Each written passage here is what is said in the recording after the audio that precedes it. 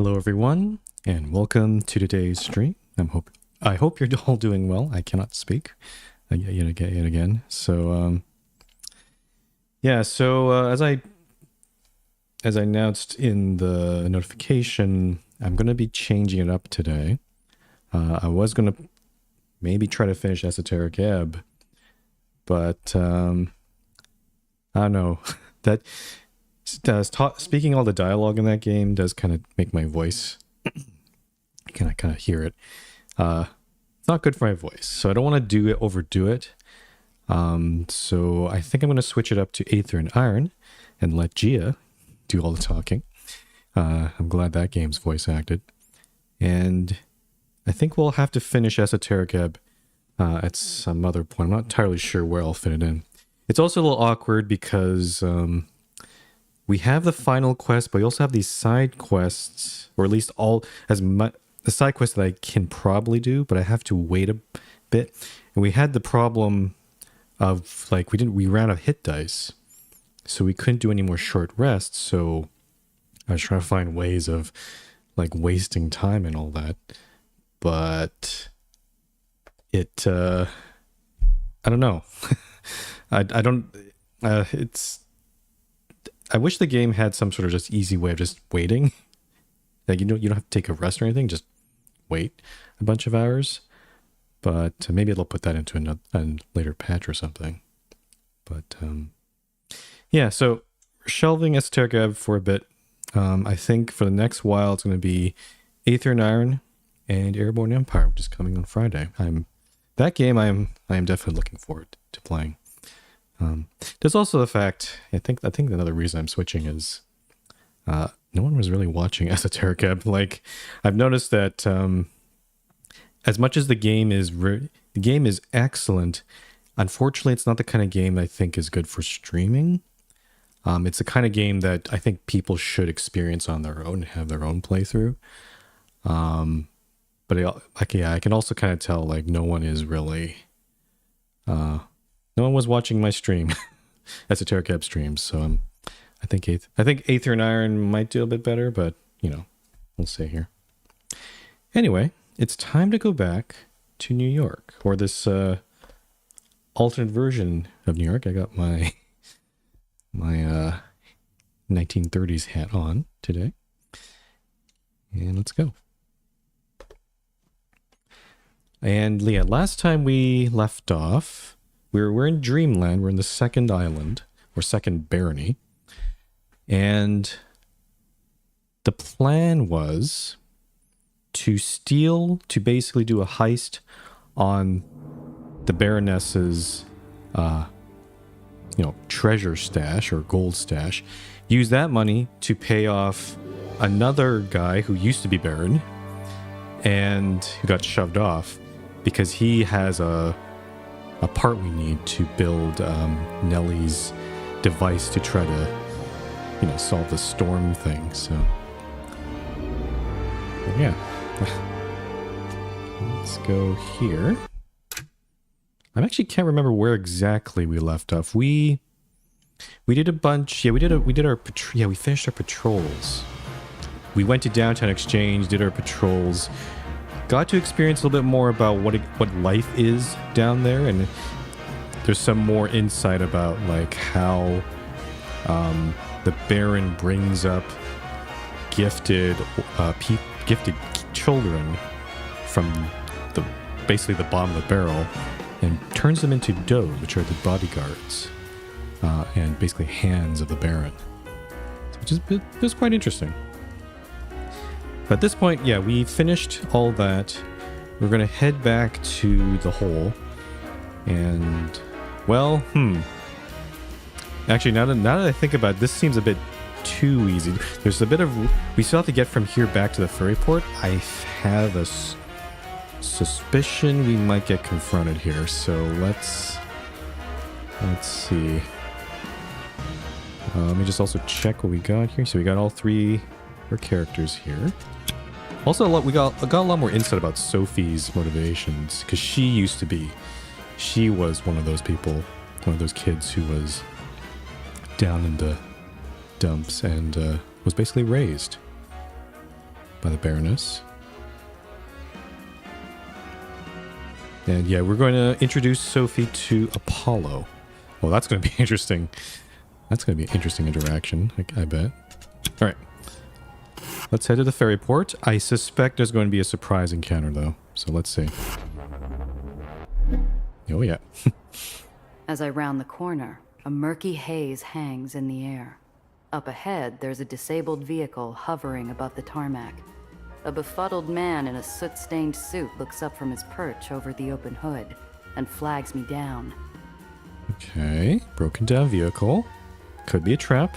Never know. Please, you've got to help me get off the road.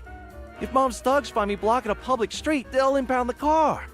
And I've already got an outstanding debt with the house. I'll never get it out. See if he looks dangerous. Guaranteed success there. Push his car off the road. Try to fix his car. That's a very hard grease monkey check. We don't have back up and go around. Let's try this check. I size the poor guy up as best I can. I check out his hands. No calluses on his knuckles. No concealed gun spoiling the line of his suit. He's just a schmuck who needs help. Okay. So he's not trying to pull a fast one on us. I think we just need to push the car off the road. I don't think... Yeah. Out of the way. I'm going to push it clear. I put my car in gear and float slowly up to his front bumper. There is a thud, followed by a scrape as my bumper grinds against his. In just a few seconds, his car is at the side of the road. No worse than a bad parallel park. Thanks, I guess. Don't mention it. And you might want to find a new hobby before you get any deeper in the hole tomorrow. Okay. I do kind of wonder what the outcome would have been if we had tried fixing it, but guess I'll have to wait for some other time. All right, back to the hole.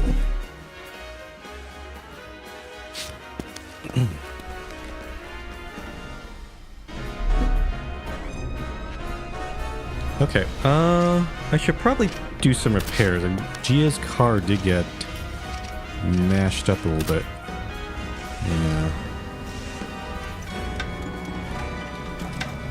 Oh, there we go. 15 scrap. Repair that. And let me just check. I'm just going to just review what kind of parts we have in our vehicle. We got Princess. That's Gia's car. Efficient repulsors +3. I don't think we have any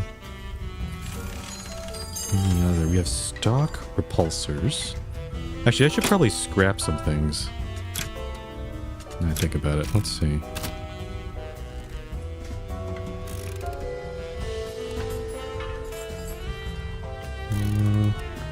I have this improved stock engine. I'm just trying to make sure that's not something we can install into a vehicle. So give me a sec here. It has an improved stock engine. This one has a refurbished turbo engine. It gives even more AP. It's +9. Refurbished +9. The coupe has a regular turbo engine. It's actually +10. That's why it has so much AP. No, that's interesting. That's cool. Yeah, and we also, just also looking at this, I did say last time, I decided to install the Aether beam onto here. But I think I remember something that made me realize I probably shouldn't put the Aether beam on there. But I don't remember what that was. I think there's something that basically kind of indicated to me that maybe I should... No? I don't know. Maybe I'm misremembering. Okay, so we're all good there. So I guess I will scrap this improved stock engine. How much scrap will we get from this? 80. That's not bad.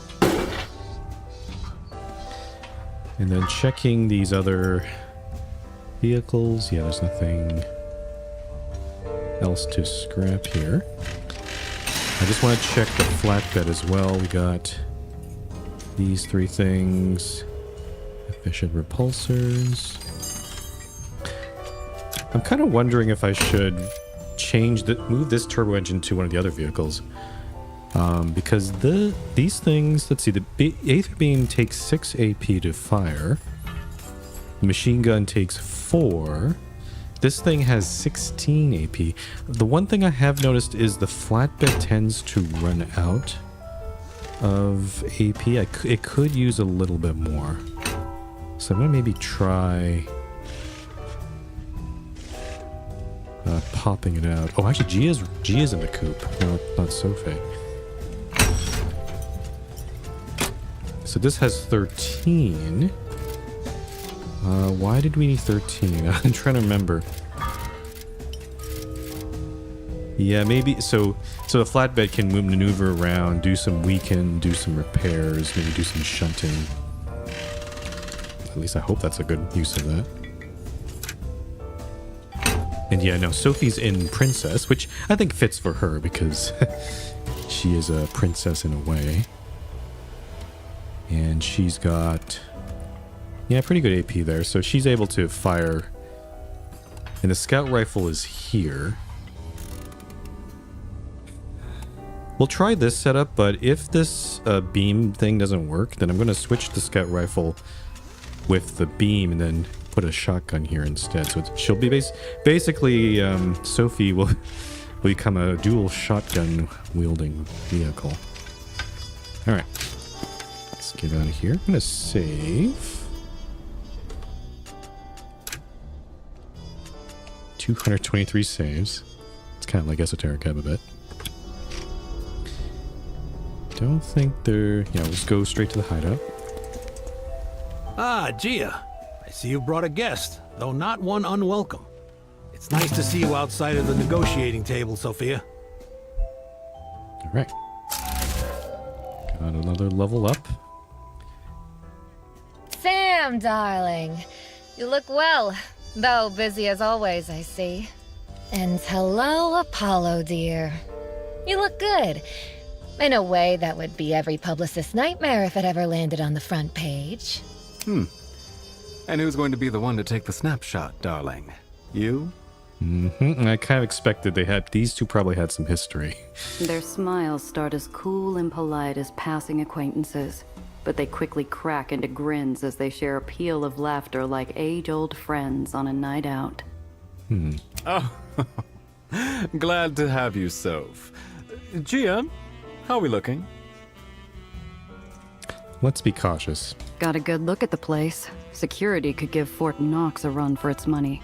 We're going to need everything planned to the minute. Oh, where'd that earlier confidence go, eh? This was your bright idea. Yeah, but it only works if we line up our shot. Way I see it, we got 3 problems to solve. The crowds, the loot, and the getaway. Okay, so by choosing that, seems like that improved Sophie's morale. Yeah, I'm not sure. I'm still not sure what morale means. Like, I assume that their morale could also go down in some cases, but I've never seen a dialogue option where I've caused morale to go down yet. Maybe there might be some catastrophic events that might happen that'll definitely bring it way down, but I don't know. I'm also not sure if I keep increasing their morale, is there another level where I can get even more benefits? I'm not sure. It's not clear from the guide, I think. I think the guide, yeah, the tutorials. Where is it? Crew and vehicles. More. Oh, there's actually another thing still. I see. Morale troubled. Deals less damage in combat. Interesting. So apparently there's another mechanic that we haven't gone yet. I'm just gonna look around here. Oh, wow. Okay, so there's one more tutorial in crew, but if you look at combat, oh, there's a lot. So there's a lot more like, things that we're gonna find out later in the game. So that's cool. We're still, new mechanics are still being unlocked here. All right, the crowds, the loot, and the getaway. Pandemonium's going to be packed. We're going to need everyone out of our way. Arm loves ending things with a bang. It's why Soap Jackson's closing the night with a fireworks show. If it were to happen sooner, everyone, including Marm, would be forced outside. Think you can shift the schedule? Does she mean making the fireworks show earlier or making it explode? Because that's certainly a way to get everyone out of the building. Of course not. Marm would have my head.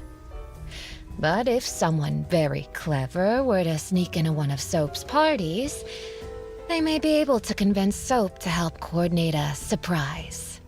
Oh, I see. I thought the fireworks show is outside. That's to attract people outside. For some reason, I thought the fireworks show was indoors, because I mean the buildings are quite large. Maybe you could try to do it. I don't know. Talk to me before you go. Might have an idea or two on the how. Soap? Who is Soap Jackson? I saw one of his flunkies running games. I thought the name sounded familiar. Former baseball player turned hustler, right? Oh yes, a rather tacky man. Loves his parties as much as he loves to gamble when he's lucid. Not your type, huh? He and I enjoy different games. Fortunately, that means he's always looking for new players. In my experience, that's as good as an open invite. No good party's complete without a surprise guest.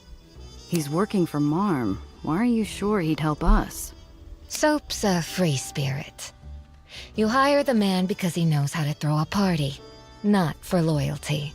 And I'm going to persuade him how, exactly? I'm sure you know how to be persuasive. Flatter him, bribe him, convince him Marm's surprise is a reward in itself. Or simply beat his ego until he does it out of spite. Okay. Interesting. So basically we're gonna have to make him... basically give him a fun time, I guess. How to get the loot out. Yeah, this is the big one, because the loot we saw there is a lot. How are we gonna... You need a very large vehicle for that. Sophie, you said only a few people are allowed to touch Marm's cash. Who are they exactly? Let's see. There's Gunther, the concierge, the movers, select security members and does, and me. But even if I got you uniforms, we could hardly carry it out ourselves. The movers are still the Matsey Brothers Moving Company, correct? If so, they may be persuaded to help. Why would they persuaded? They work for Marm. The Undercity League meets not only with Dreamland's Baron, but also its Ledgeman Union. I am told relations between them have become difficult. Oh, not the company, but the workers. Oh, I see. Enough they won't turn around and go to Marm? Yeah, so if this Soap Jackson, it looks like he's not loyal to Marm, so so we can soap him up, so to speak. But in this case, it's the workers. They're probably not getting paid or treated well. That's a really good angle to go for. Wait, when you say Luca Mazzi, do you mean... Does she know this person? The former world's champion boxer. Or the terrifying Avenger who left a streak of broken strikebreakers behind him. Just surprised he and Marm would ever strike a deal. I'm seeing a lot of intersection with sports. Like we had the baseball thing, and where the professor was like the Crest was listening to baseball on the radio, and then we have Soap Jackson, and then now we have this Luca Mazzi, this boxer guy. I guess it shouldn't be surprised. Sports were, I mean, they still are, but quite a big thing back then. Matsey Brothers Moving Company does excellent work, and his rates are reasonable. And you know what they say, darling. Better to keep your enemies close and on a tight leash. All right. Sounds convincing. How do we get him on side?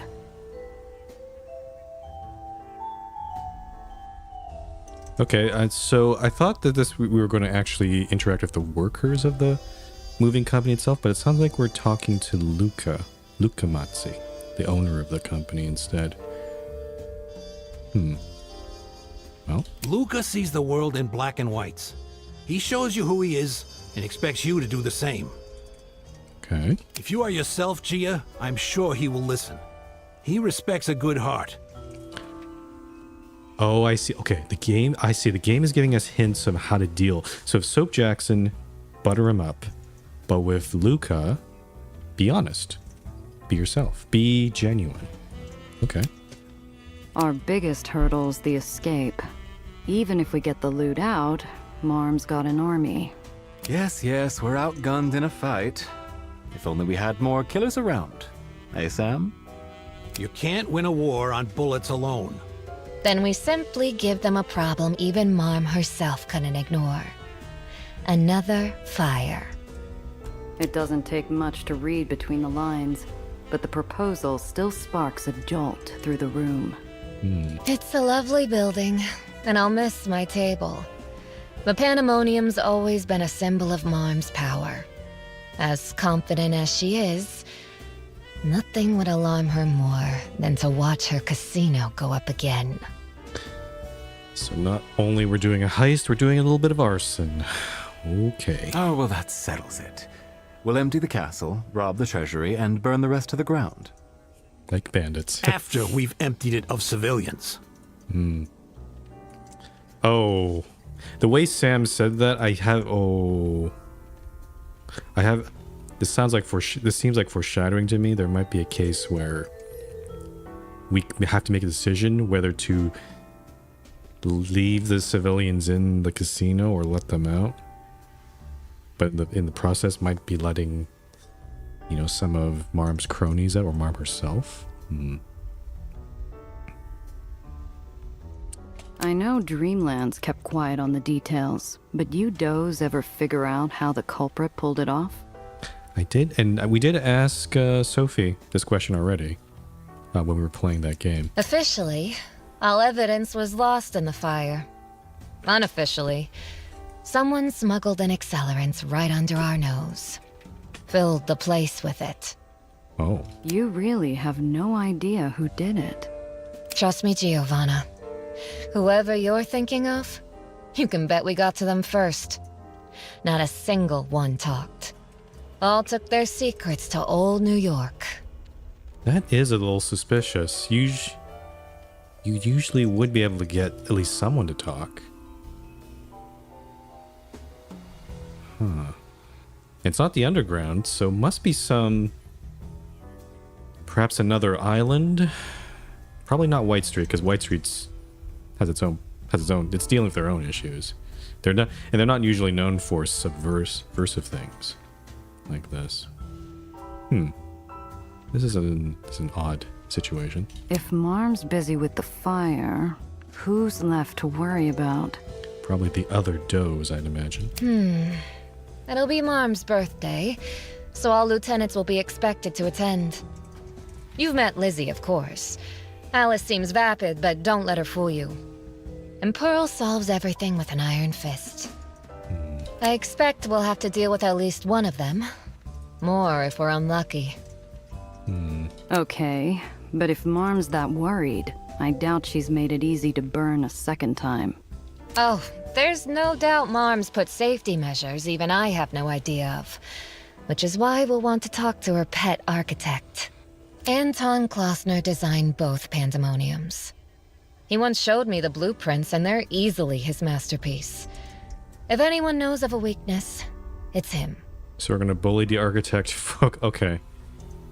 All right. This is getting so involved. Think you still got him? He should, but he's a notorious recluse. Fortunately, he adores Marm, so I'm sure I can convince him to bring himself and the blueprints to an investor event. All right, that's enough to get started. Anything else we should know? Only a word of caution, darling. Expect to see more security measures as we get closer to the date, and try to plan accordingly. Good thinking. We get minutes to plan, so let's hurry up and work. Okay. So, we got a lot of things to do here. Gather intel on Soap Jackson. We got to speak with Apollo for that. Attend Marm's investor party for the architect. We have to go to Marm's yacht. And then Luca Mazzi at Fogger's Pike. Okay, so it's a question of which one I want to do first.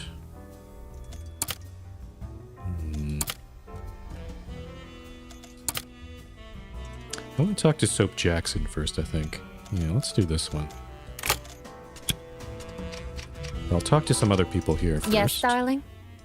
To Sophie. Oh, ask about Winnie. About Winnie. She decide to be a doe? She did. She'll require a lighter touch than other recruits, but we'll make do. Apparently, the poor thing had only been on the street a week before you and I found her. Oh. Her father died in a mugging, you see. He was her only family. Poor thing doesn't cover the half of it. That's barely enough time to grieve, let alone figure out how to live alone. That is some consolation. It's easier to grieve or feel anything, really, when your needs are taken care of. Otherwise, the training will keep her occupied.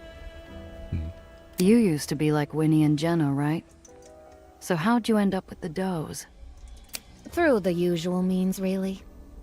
Abandon a child, leave her to fend for herself, and if she's very clever, very tough, or very anything, she might get an invitation to one of Marm's schools. Somehow, I doubt that's all there was.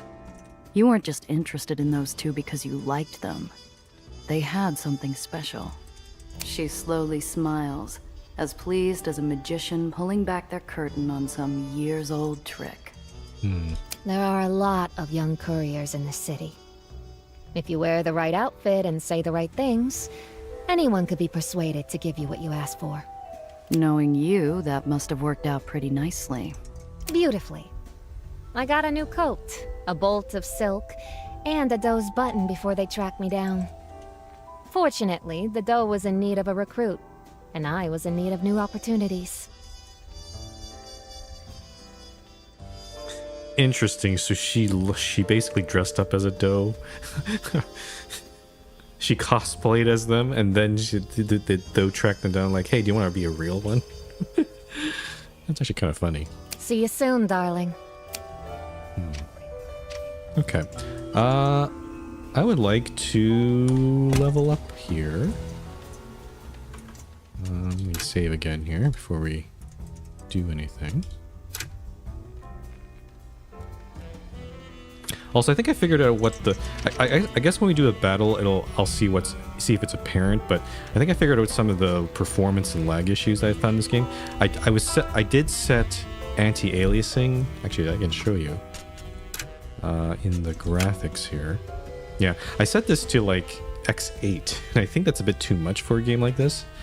I brought it down to X2, so at least, there's at least some anti-aliasing going on.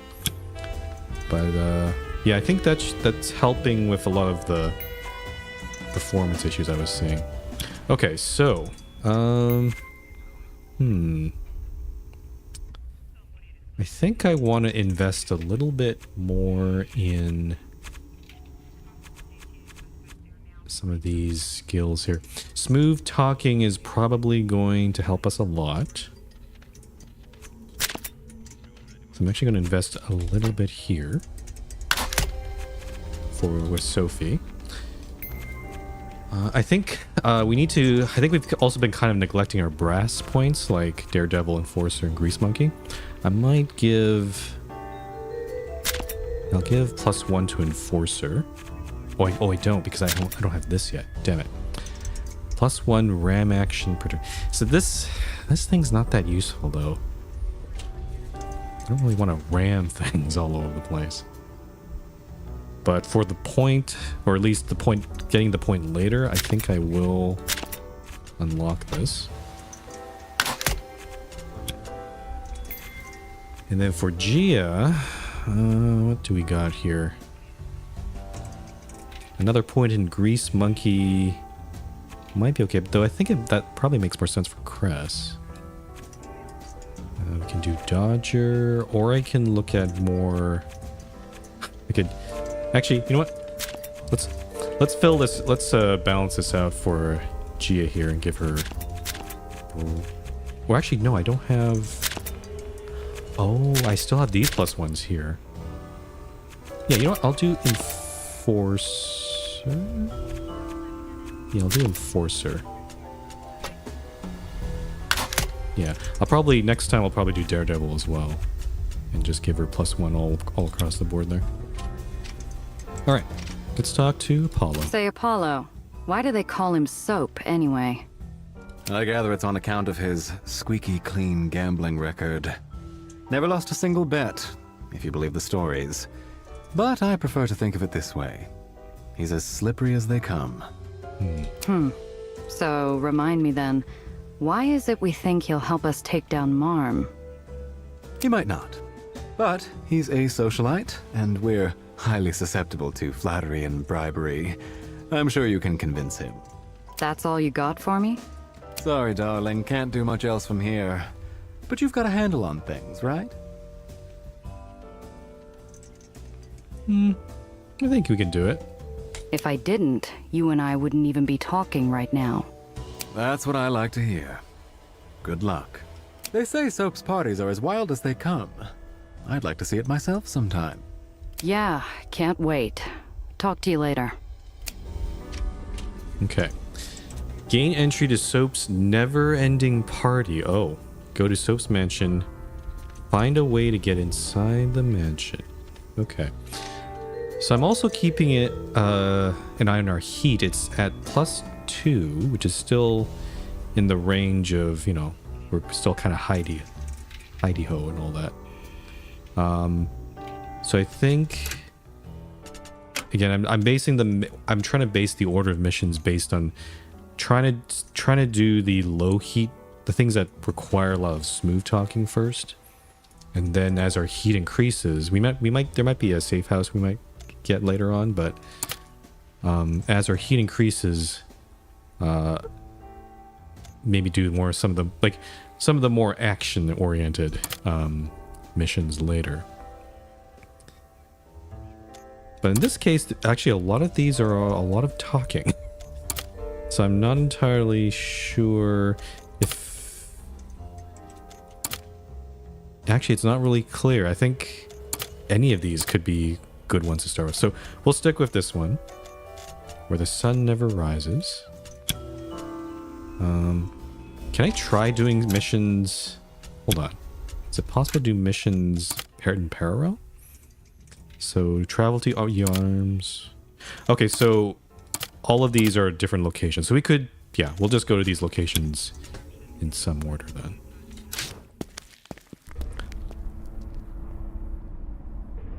I'm just gonna poke into...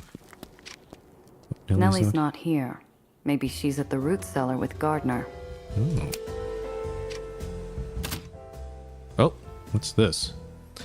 Nitro repulsors. A jury-rigged nitro booster designed for short bursts of extra power.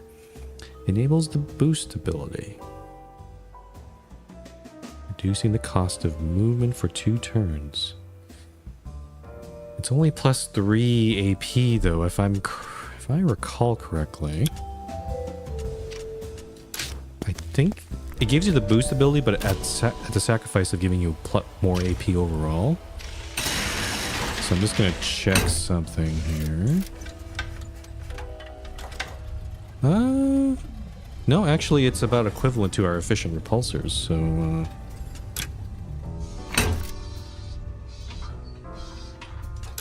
you know what? Maybe I'll just grab that. I'll just grab that.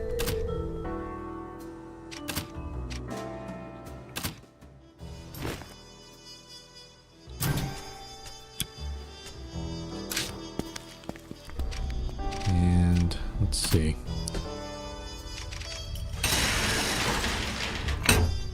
Now, let's see. The coupe is the one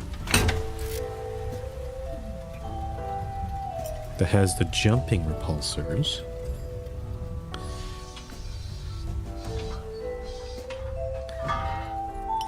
I'm actually kind of wondering if the jumping repulsors should be on this car or maybe Princess. Because Princess is mainly a side shooter. Might be useful to you get jumping so she can maneuver properly. Whereas this one tends to be more of a, you're either in the back or in the front. So jumping is not as useful. I could put in nitro repulsors on this one. I'll also have another set of jumping repulsors in my stash as well. Let me try this. I'm gonna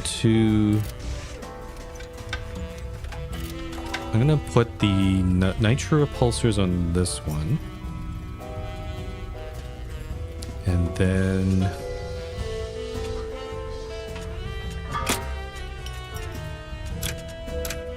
then on Princess, we're going to put the jumping repulsors on.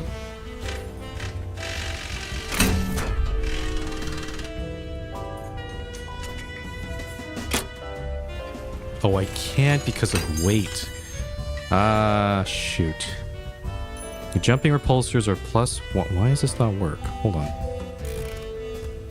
Oh, I see. That is not gonna work for us here. I can't put nitro repulsors. That doesn't... I see. So jumping repulsors are +1. They do add weight. The nitro repulsors don't. So actually putting nitro repulsors on this is okay. I just have to go back to the coupe. I see. Okay, and the weight is already 8 out of 8 there. Okay, I guess we'll just put those repulsors there, I guess. Okay. Let's go check the root cellar, and there might be a conversation to be had here. Oh, but what if we used an alternating charge? It could increase Daisy's output exponentially. I suppose it's possible. However, you'll need an opposing resonance. Of course! We can start with datasets 13 through to 15, measure particle strength and the... Sounds like a bunch of techno mumbo-jumbo. Oh, hi, Gia! The professor and I were discussing a new dispersal test. He was just telling me of a supplier who could... That's great, but it's not why I'm here. Remember Eli's red Aether? Somehow Marm's got our hands on it. A lot of it. It's how she's expanding her barony. The reminder shuts a blind over her enthusiasm. Her shoulders shrink, withering like a plant in a dark cupboard. What? How? It shouldn't have... Shouldn't have been what? Gotten out? You said that before, back in White Street. Where's this red Aether coming from? Good question. It's... Gia, I wish I could tell you. Truly, but I simply can't. Why not? What Eleanor means is that she signed an agreement, one with, regrettably, severe penalties for breaking confidentiality. Really? What kind of agreement is this? What sort of penalties are we talking about? The kind that could ruin a researcher. To start, you'd lose your position at the finest Aether Institute in the country and all its resources. Then you'd have to pay back any outstanding investments the Institute's put into your work. It'd be really, really bad, Gia. And my parents, what would they say? They expected me to thrive at the Institute. If I were cast out of the Heights, it'd be a terrible disappointment.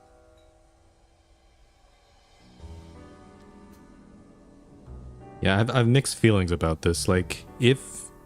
Again, there's probably probably some legal mumbo-jumbo, legal bullshit, I should say.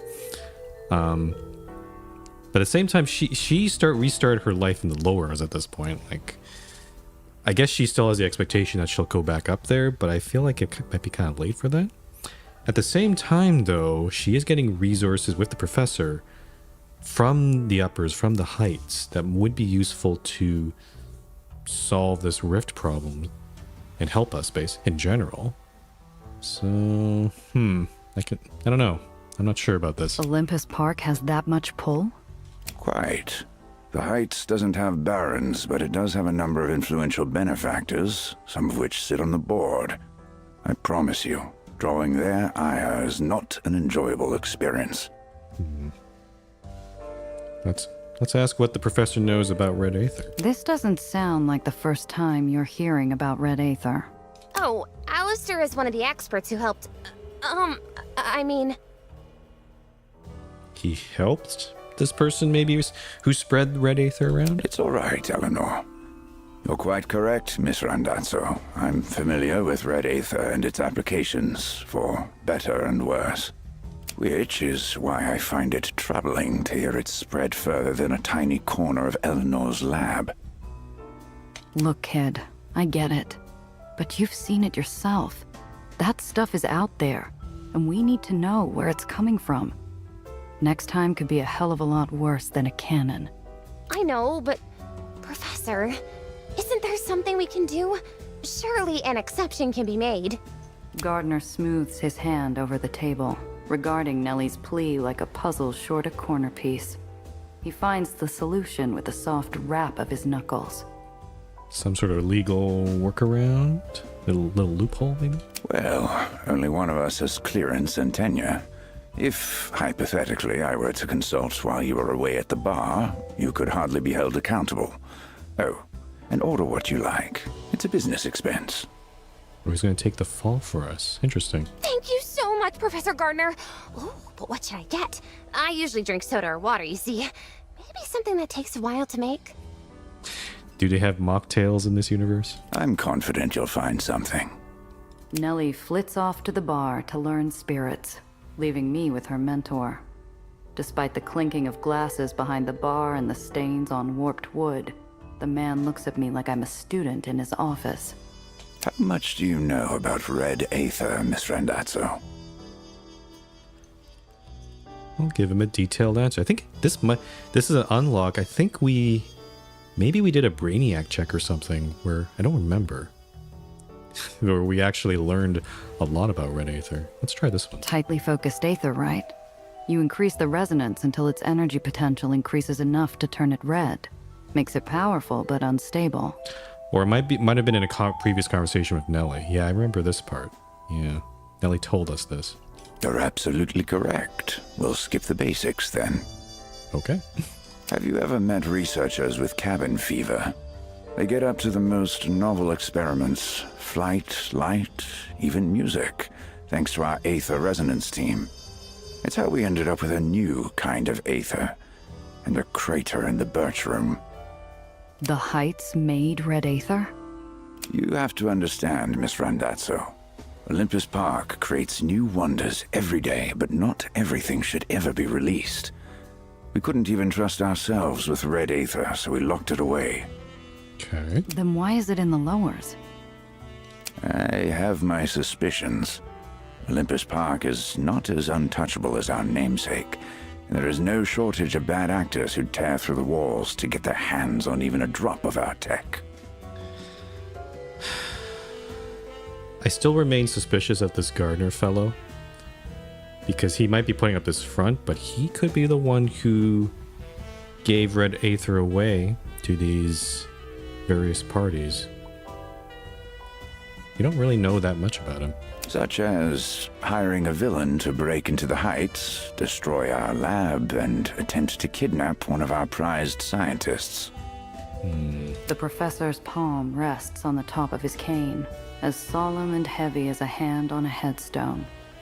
I wonder if he still feels the heat of explosives and fire, if he was even conscious for it. It was an utter tragedy. I recruited them, truly brilliant people. Lost in an instant thanks to sheer recklessness. Ask what happened to him afterwards. You said you came to bloody, bruised, and alone. And sometime after that, you ended up on Ellis Island. An awful thing to wake to. I had board members at my heels fighting my request to leave, investigators demanding to know what happened, doctors ordering bed rest, but it worked out. Eleanor safe. And that's all that matters. I don't believe him. I think there's a lot of... Yeah, no, I don't know. All this is too perfect to me. This is quite an alibi. She sounds like a lot more than a researcher to you. Gardner simply smiles, as naturally as if Nellie were really his own. I've known Eleanor since she was 16. Her parents, lovely people, knew that they had a genuine prodigy, but they didn't want their child to go out into the world alone. I gave my word she wouldn't. Ask him why he tried to bring Nellie back. That's a good question. You said it yourself. The Heights isn't untouchable, and the gunman who started the fire still running around. Why risk bringing her back to the scene of the crime? I'm embarrassed to admit I simply wasn't thinking. I'd finally found Eleanor. I'd heard war had broken out in White Street, and I thought, she's been through so much. Best get her home quickly. If you were in that much of a rush, what took you so long to find her? You obviously have resources. There's faster ways to find someone than planting coded messages in radio ads. You know the Lowers more intimately than I, Miss Randazzo. Money, influence, and connections only go so far when half the baronies are in conflict. And believe me, I tried. A deep weariness drapes around his shoulders, made up of several weeks worrying. He looks to the bar, as though confirming Nellie was still where he'd left her. I'm aware I seem unreasonable. I came into your lives and nearly spirited Eleanor away without explanation. But wouldn't you do anything to keep someone you cared about safe? My mind places the shadowed streets and warring baronies against a kiss of sunlight from upstairs, and I hate that I see his point. Oh, we can ask him about Dufresne. Does he know anything about him? There's a creep chasing Nellie. Black hat, scars, professional killer. Calls himself Dufresne. Know anything about him? Gardner's brows twitch downward, leaving furrows deep enough to catch water. I'm afraid I wouldn't. Arson and murder aren't quite my department. What about you, Miss Randazzo? Surely you and your friends have looked into him? Mostly through our run-ins. He said someone hired him to bring her home.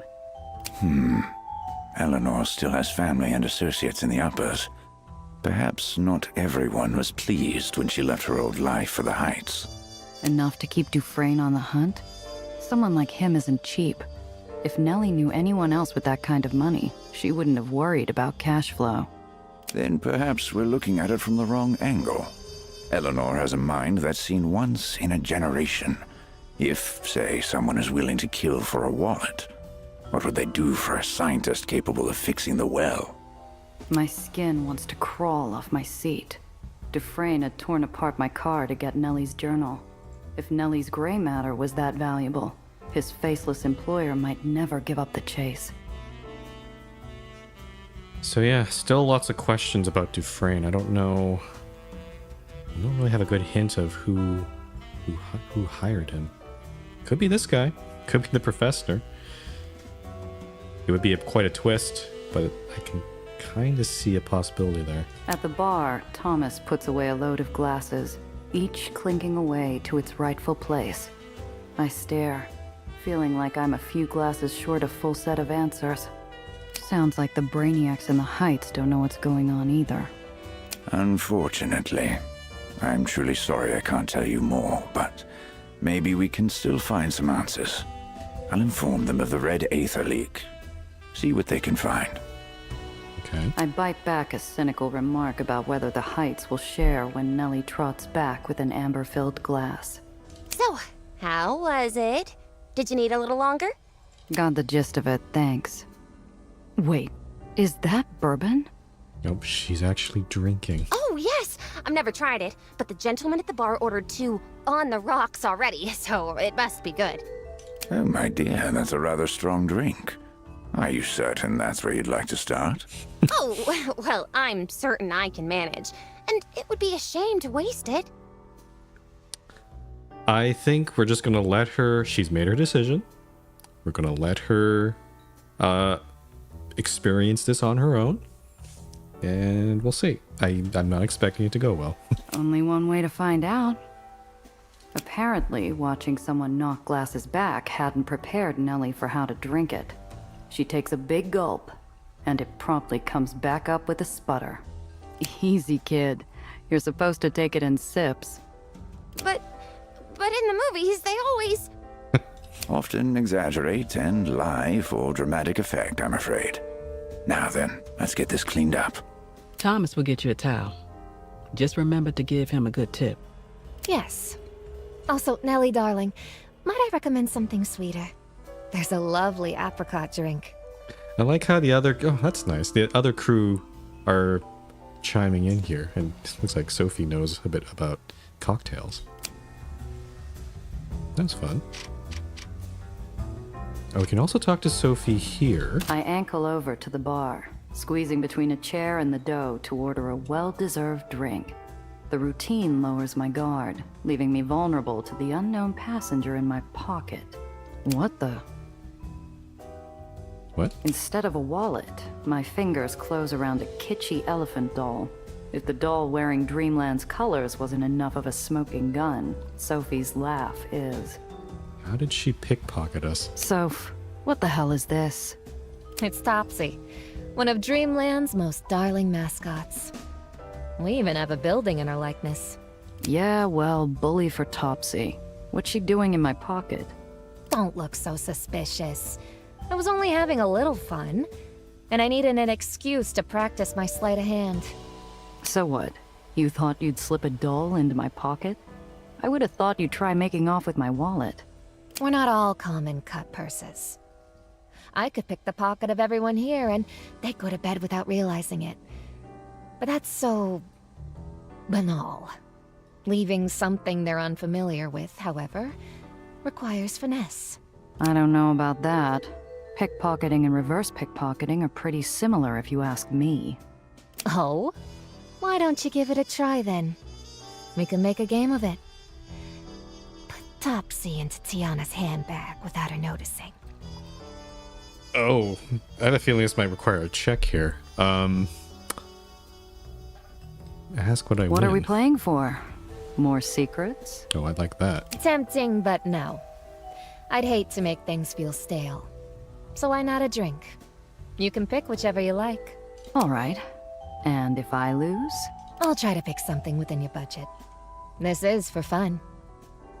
Why Tiana? Why Tiana? She do something to warrant a hazing? Nothing recent, but she and I used to attend school together. I thought she could do with a little nostalgia. Uh-huh. So you won't mind taking the fall when Tiana gets mad. Of course. It is my idea, after all. And unless she's grown rusty, she'll know who's to blame anyway. I can't back away from this, so let's do it. What the hell? I could use the practice. Just have your money ready. We work out a plan. I take Topsy to a nearby stool and idle for a few, creating a cushion of deniability before Sophie starts. Tiana, darling. You seem comfortable. Taking a break? Sophia, tell me, does Tetka know where you spend your time off? Tetka? I think that might be Marm. I don't think Mom cares, as long as I have the sense to do it away from prying eyes. The hole may be drab, but I'll give it this much. No one would suspect anyone of taste to come here. That is what makes it good for business, no? Particularly the kind done under the table. While the pair of old schoolmates chat each other up, Sophie awaits my instruction. Tiana might be quicker with a pen than a knife, but her insight's still sharp enough to cut through any obvious ploys. Signal Sophie to spill her drink. Signal Sophie to keep it subtle. Yeah, no, I think it does sound like Tiana is quite perceptive. Spilling her drink would make it that would be too obvious. So let's keep it subtle. I tap the counter 3 times. Gunther's easy to bribe, you see. He loves peach schnapps and... Oh, that is a lovely pocket you have hidden in your wrap. May I? Aha. You know what they say. Look, but don't touch. Of course. Then, may I get your professional opinion? You see, Mom's recruited a new tailor from Bluebird, and I'm not convinced of the design. Tiana smiles thinly. I don't know who's giving the harder shakedown, but soon they're talking tailors and imports. As Tiana's critical eye probes Sophie's cape, I slip the doll into her hiding spot. Is that so? I'll pass her name along then. Thank you, darling. How should I repay you? A drink, perhaps? Ha! Information like that will cost you more than a glass of wine. Come see me after hours. I'm sure we'll find something suitable to settle your debt.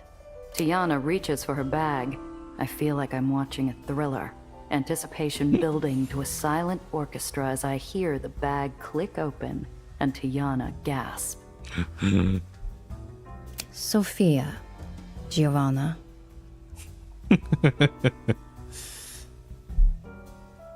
I can play dumb. I can own up to it. I can blame Sophie. I'll own up to it, why not? Just having a little fun. You know, there are circuses that are hiring. Perhaps you two would do better to audition there. Relax. You'll give yourself wrinkles. It was just a little prank. I recently picked up this doll and thought I'd remind you of old times. You remind me why I am no longer one of Marm's lost girls. Giovanna is not one of your orphans. Save your games for them. Okay, Tiana is not happy. The fence gathers her bag and leaves. To my surprise, she takes the doll with her. Maybe next time I see Topsy, she'll be on the shelf of Pier 6 with a lush price tag. What was that about? Well, nothing much. We does compete with each other from an early age, so we learn to make games of it. Leaving surprises for one another is one of the first things we learn. And you never grew out of it, huh? That's why Lizzie tried jumping you. It's just another game to you does. Yes, not every game is as dangerous as a car chase, but they stick with us all the same. So, I like to ensure girls like Winnie learn healthier ones. But never mind that.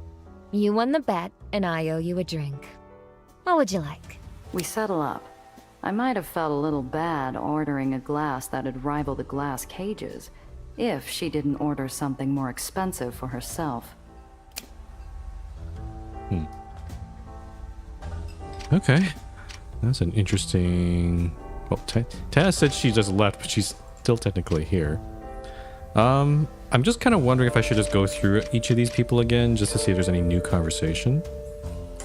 So I'm gonna quick save here. Let's start from the left here. How can I help? Nelly... Oh, show Nelly Aether research you found? Where did we find this? Oh, the Aether gizmo. Yeah. I found this while snooping around. What do you think? Oh, wowzers! I might be able to make you something with this. If you can find me some more material, I bet I could make something to help you while you're out on the road. I think I can now finish this little side project I've been working on. I'll leave something for you in the steamer trunk when it's all done. Nice. Okay, cool. Bye for now. And Tiana. There you are. Oh, we can buy stuff? Oh, look at this inventory. What the hell does she have now? Improved flamethrower, repulsor nova, damages all vehicles. And oh, this pushes vehicles away, while this one pulls them inward. Yeah, we saw that before. She's got a lot of stuff in here.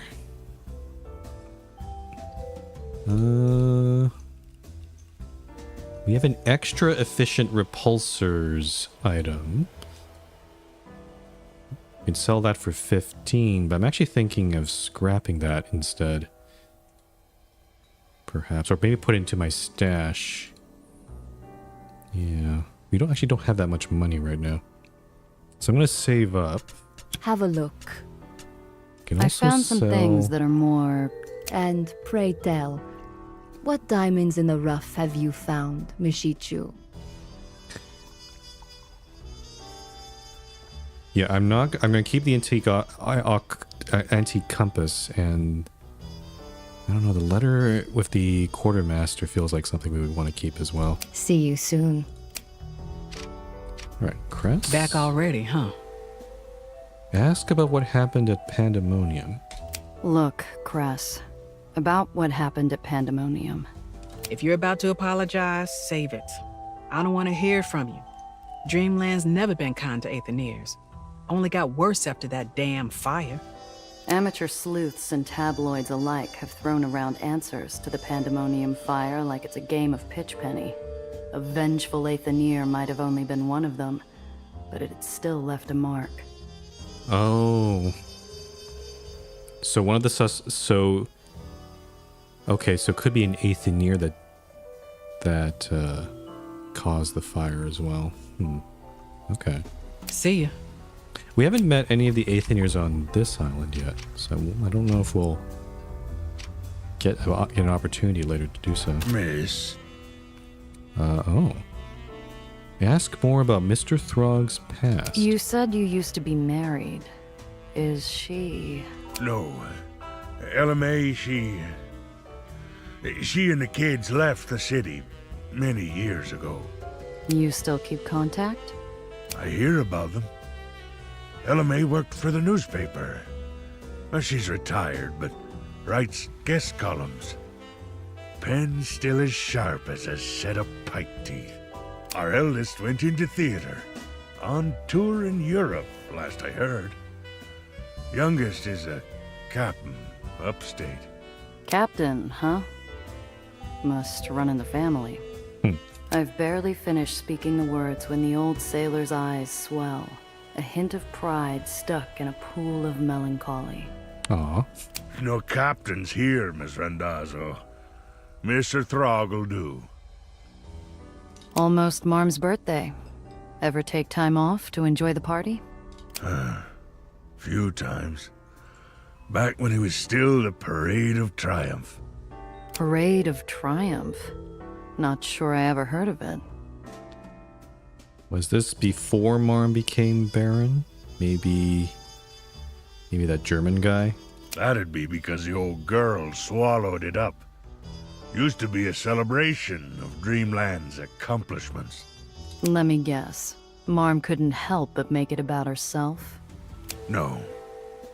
Caused a stir among her lieutenants at the time. Emboldened a few to try mutiny.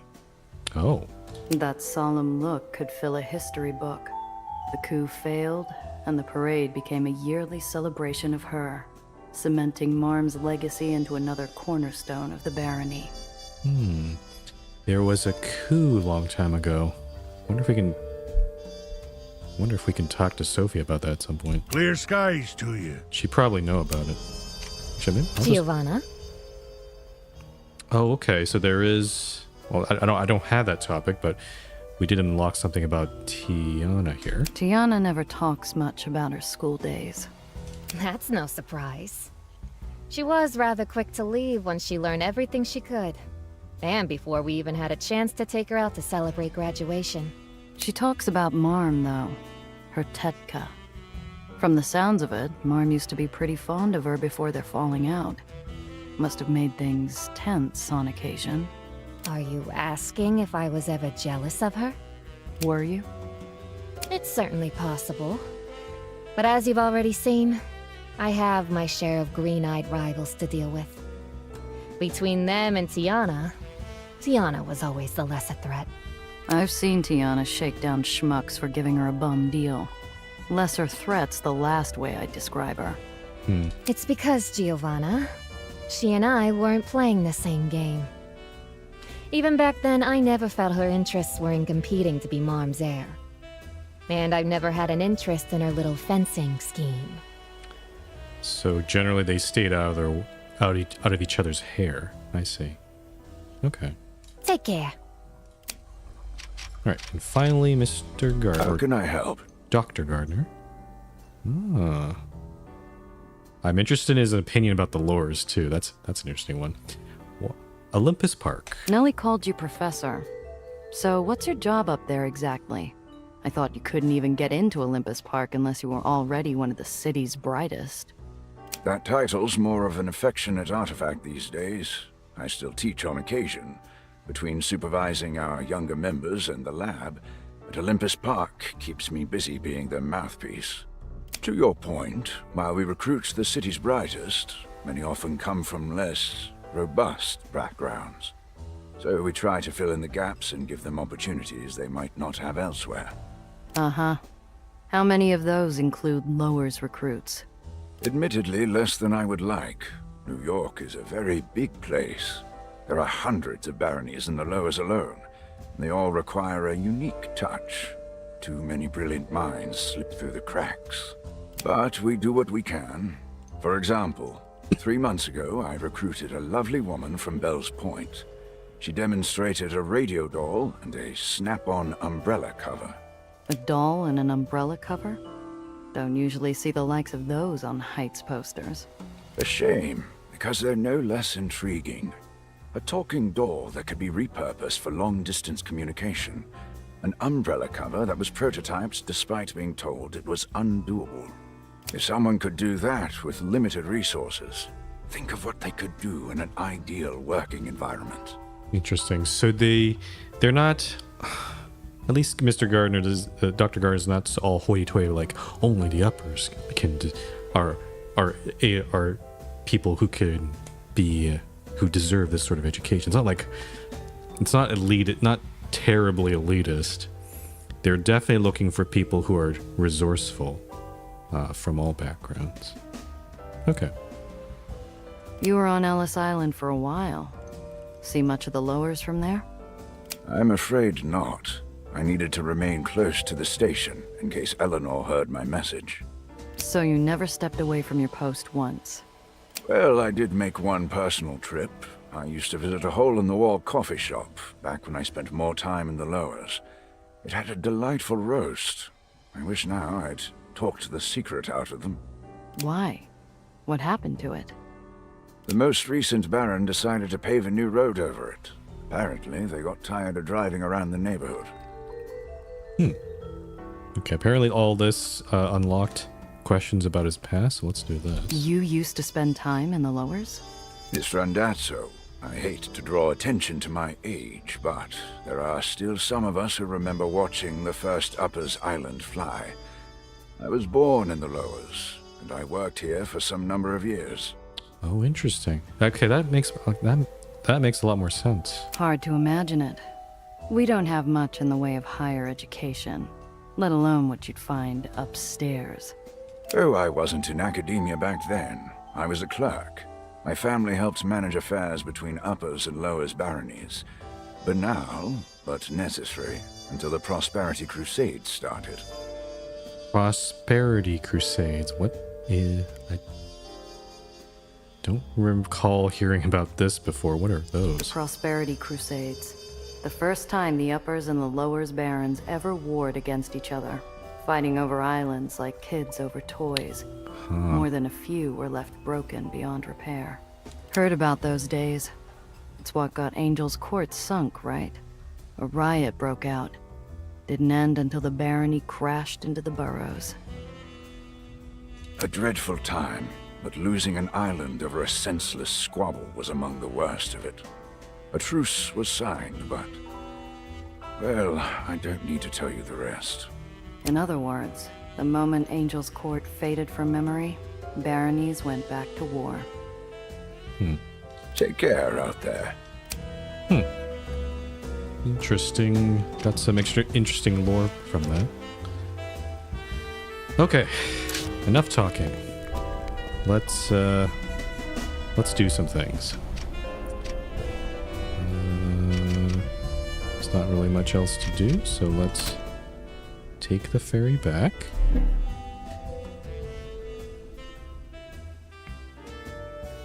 I guess also the location of where each of these missions are would also kind of matters.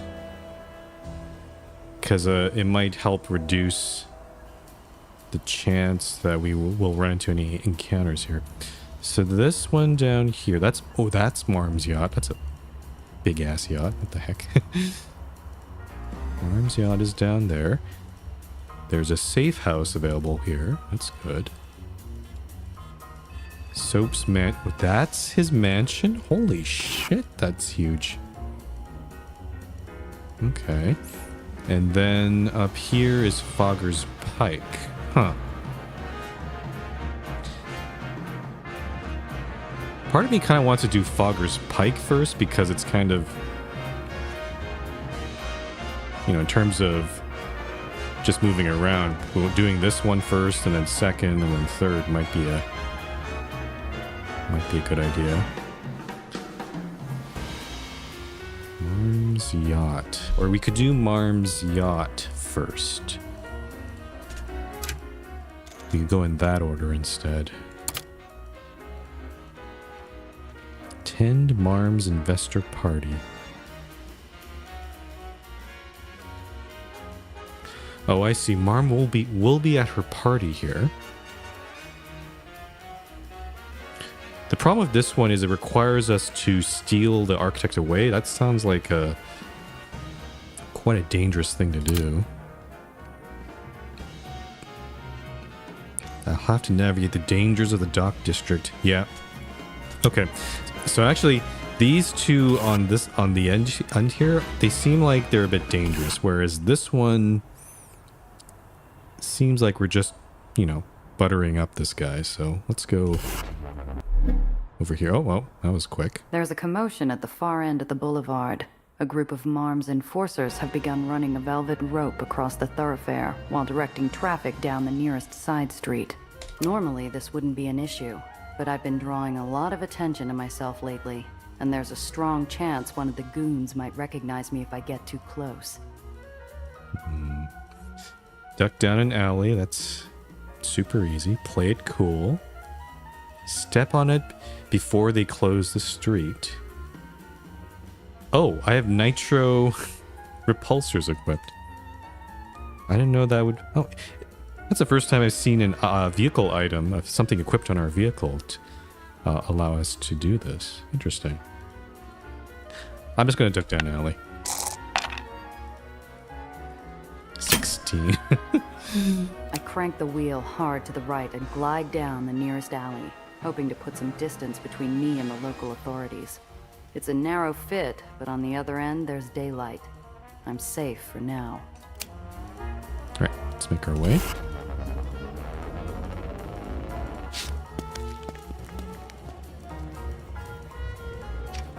Angels and demons frolic in the festive dark.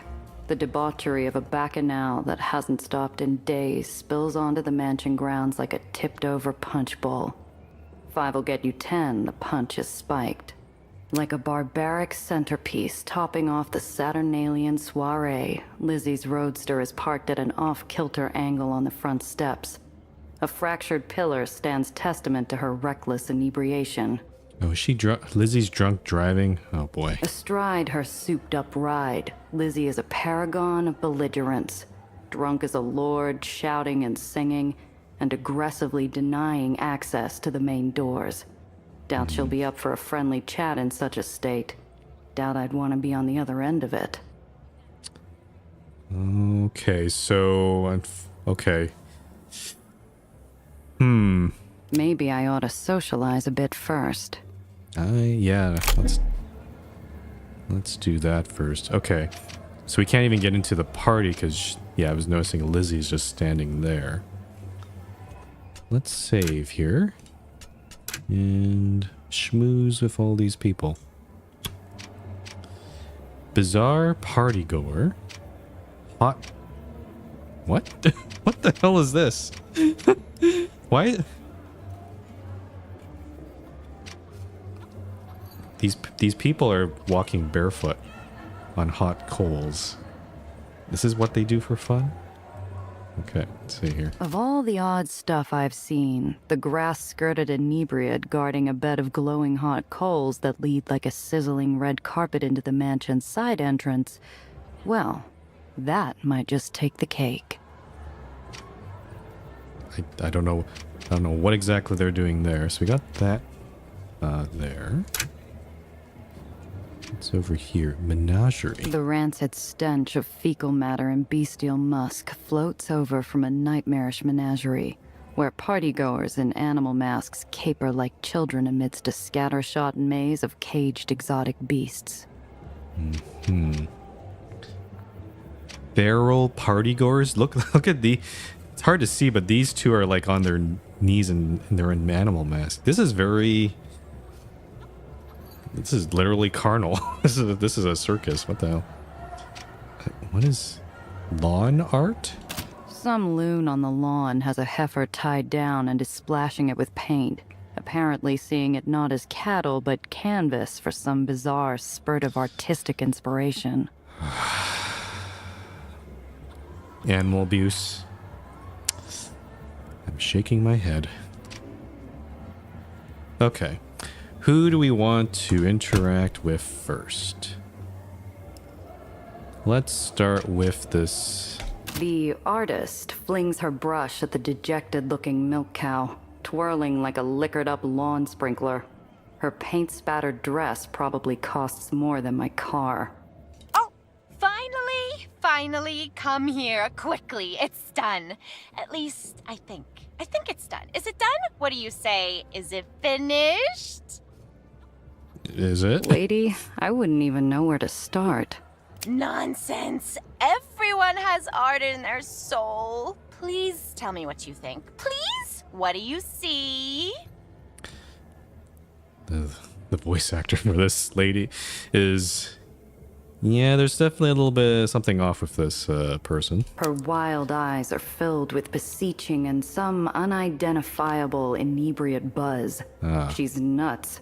But looking at her paints, I start to gin up some fun ideas about how I might get Lizzie's car out of the way. Okay, I'm glad we put some points into Smooth Talker because that is exactly what we need. Ooh, just barely. Oh, ooh. We needed a 12. We got a 12. Well, I'm no art critic, but it strikes me as the crassness of human interference intruding upon nature's simple beauty. Yes, you're right. It's utterly puerile. Gauche, even. The symbolism is too obvious. It practically shouts at you. And the execution? Ugh, we shan't speak of it any longer. She offers me one of her paint cans, plopping a fresh brush into it like the world's ugliest cocktail umbrella. Gia said that she had an idea of using this art piece or the cows to deal with the car. I'm not sure what she's thinking here. You're truly gifted. Here, follow that muse. Thank you, you beautiful, strange creature. Whoever you are, go now. Create. Thanks. She returns to her opus, and I glance over at the battle scars cut across Lizzie's hot rod. Sure looks to me like it could use a fresh coat of paint. Ah, okay, so we got a paint can from this. I see, okay. I crouch low and sneak up beside Lizzie's car, keeping out of her roving eyeline while I empty the entire paint can over the trunk and fenders. My masterpiece finished, I back off to a safe distance. Okay, we're just gonna do that. Sure. Soon enough, she spots my good work. I enjoy the pantomime show as she blows her stack and clambers into the driver's seat to lurch off somewhere and erase my art. Oh, that was easy. Okay. Unfortunately, I missed my chance to interact with Lizzie there, but I guess that's okay. I want to interact with these other partygoers, though. They're a little off, but they're very interesting interactions here. Let me quick save. Let's do this one next. I'll do whatever's happening over here last. Beasts in gilded wicker masks caper through a forest of filthy cages, squealing at pitiful captives, both animal and human. They gnash and bleat, splashed with effluence, surrender to their basest instinct. I'm a parrot. What kind of animal are you?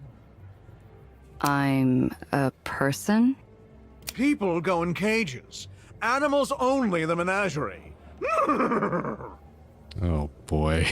They gesture drunkenly to a selection of masquerade animal faces. I see the glint of steel behind one of their palms. Starting a fight wouldn't get me any closer to soap, and I don't want to end up a literal jailbird. Better play along. Some interesting choices here. Lion, giraffe, bear, dinosaur. Dinosaur is interesting. I tried dinosaur just for the fun of I'll it. go with the dinosaur one. Come on, make the sound. Kind of sound like, what kind of sound do dinos make? What kind of dino is it? I stand stock still. A cool breeze blows in some quiet garden of my mind.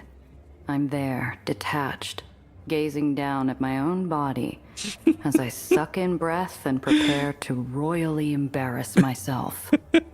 I love this description just before she's gonna. Oh, I wonder what it's gonna be. That's not what dinosaurs sound like. Don't you know anything? More whiskey. Unlock an animal cage without anyone noticing. It's an instant success, For so let's some do it. reason known only to God and Charles Darwin, there's no lock on the cage holding back the inky musculature of a sleek black panther. I pop the latch and pray to both of them, just in case. Snookums, no! The air is filled with sudden Oh. shrieks as the jungle cat flees its prison, hissing and growling. In the blind panic, one of the masked miscreants drops something. I snatch it up for a closer look. We've let the leopard out of the cage. Okay. It's a set of luxury car keys chained to a lucky rabbit's foot. So, someone intended to catch a ride home in one of Soap's cars. I'm sure he'd be quite grateful to see his keys returned. Oh.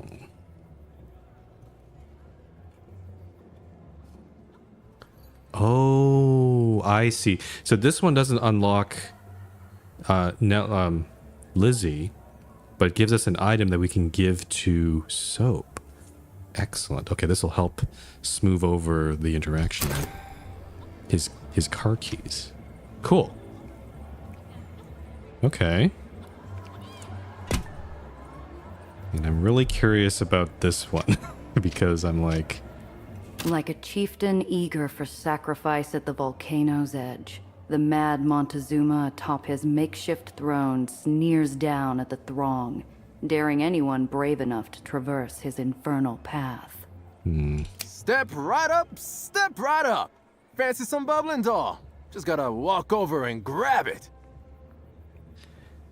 this guy is definitely not a real Aztec. I think this is cultural appropriation. I'm not that hard up for a drink. Nobody is. Tell that to Phil. Clumsy bum burnt half his damn clothes off trying to get it. Why in blazes would he do that? That ain't no regular champagne, oh no. That's a Chateau Diff 78. You could buy Lizzie's hot rod with that bottle, lady. So, doll, you gonna try a little hot foot? Brave the coals and grab the champagne bottle. I'm gonna try it. Ah, hell. Why not? The crowd whoops as I roll up my cuffs. Before I can think about it too hard, I launch myself down the path.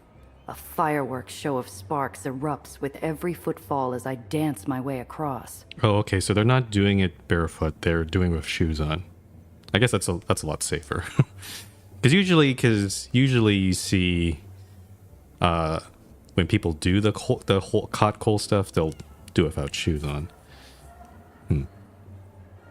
The rictus grin of a charred human skull suddenly flashes up between my feet, glowing from within with burning mockery. The yelp that escapes me instantly drowns in the crowd's hooting glee. Is there an actual human skull in there? Oh. These are not easy checks. Dodger. Daredevil is impossible. I'm gonna try Dodger here. I don't mess with curses and I don't suffer hauntings. I'm not about to invite either one. I leap in a smoking arc and keep running, focusing on my footing and trying not to guess whose brain case I just dodged. Yanking the bottle from its mooring, I leap to safety, smoke trailing my steps like a demon fleeing Tartarus. I thrust my prize skyward in victorious relief, basking in the approving wails of the crowd. Holy Toledo! You earned that bottle, all right. Take this as well. Ooh. The Tiki Man hands me a self-winding watch so ornate, the gods themselves might have scrimshawed it from Olympian gold. Oh, so we have his car keys and his watch. Cool. They snatched this watch off Soap, or I'm an Aether physicist. I'm sure he'd be happy if I brought it back safely. And we also got a champagne bottle too. Nice. I think we're well prepared for this encounter then. Let's save and head on in. That's pretty fun.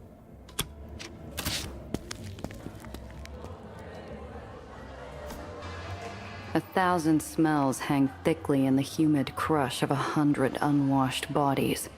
Through trails of smoke and light, I catch glimpses of debauchery, but my attention's stolen by the dame in senior doe regalia rushing up to greet me. Her bright blonde curls are bouncing playfully. This imp in Angel's garb could only be one person, Sophie's lieutenant, Alice. Alice. Is that rat Lizzie finally gone? Thank goodness. I was starting to think she'd scare off everyone on the island. Welcome. I'm Alice. Gia Randazzo. What a wonderful pleasure it is to meet you. This one's more bubbly than fresh-popped champagne. Her wide, dazzling smile gives me an odd itch. She's not like sly Sophie or hot-headed Lizzie at all. What's the score here? She's really, really nice on the outside, maybe. Yeah. Ask about Alice's role in the Doe organization. You're not much like the other does I've met. What's your racket? I manage our theatrical district. Vaudevilles, cabarets, cinemas, burlesque. It's a tough job, but I've never been one to shy from the spotlight. You're an actress? On occasion, though my work for Sweet Marm keeps me mostly too busy for that. And what do you do? What do I do? Whatever needs doing. That's a good answer. How devilishly mysterious. I think we'll get along, you and I. Let's do this. We're going to analyze Alice's odd demeanor to guaranteed success here. A sinister animus glints behind Alice's cheerful exterior. Yeah. I imagine the glare of the stage lights, hot and bright. I'm being scrutinized, analyzed. This isn't a friendly greeting. It's an interrogation. Yeah, this is a facade. She's all bubbly on the outside. But no, she's trying to figure out why we're here, I think. Come, let me show you around. That's neighborly of you. Thanks.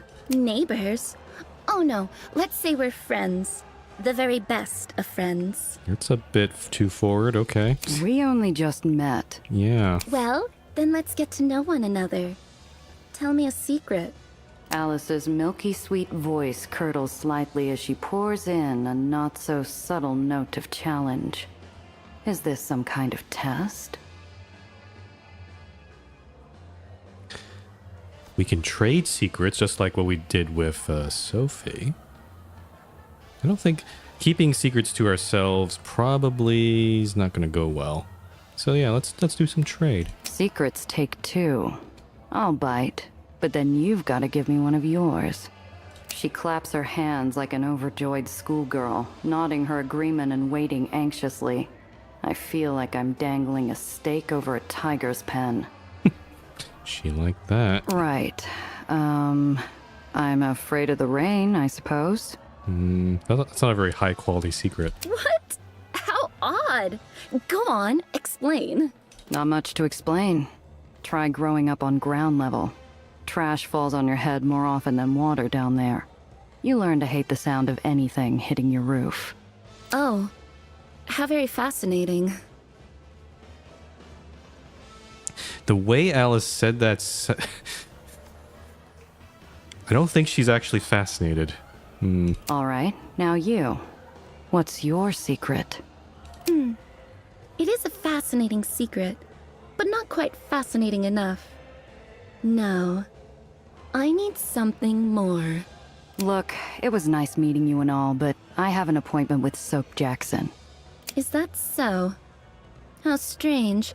I manage Soap's social calls. He only spends time with the most interesting girls, you see. And I don't remember seeing your name on the list. Oh. Just let me upstairs, will you? A burned out little bulb sparks to life, and a nasty idea flashes over her face. Uh-oh. Tell you what, play a few of our games here, prove to me you're interesting, and maybe I'll agree to let you see Soap. It'll be terrific fun. I promise. Play a few of our games here. Does she mean all this stuff outside? Or is there... there are some other interaction points down here as well, so let's see. What's that going to prove? We'll just see, won't we? Either way, I'll definitely learn something interesting about Gia Rondazzo. Yeah, the voice actor for this lady, I think it's kind of on point.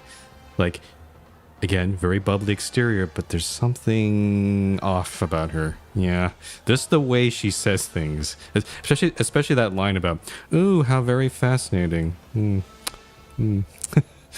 Not really. Fine. Okay, so she was over there. What is this? A hookah. Oh. There's a staircase there. Oh, I see. Okay, so Sophie mentioned there was Alice. Up here, there's Pearl, the other doe that was mentioned, but we haven't met them yet. Interesting. Another party. Knife throwing? Oh no. Knife throwing. Okay, let's save here. A group of partygoers are socializing around an elegant water pipe. Underneath the pungent bitterness of the tobacco, I detect the subtle sweetness of molasses mixed with botanicals. Ugh. Insta easy. I'm not sure if these checks are supposed to be this easy. Maybe it's just because I invested so many points into this. I'm trying to determine the difficulty curve, and there's definitely a lot of checks that are like, just get it. Like 100% chance. I watch one of the smokers blow a thick cloud into the air, then sneak into the stash while the patrons are transfixed on the haze. The well-off will always pay top dollar for a good smoke. We just get a crate. Nice. I will put that into my glove box.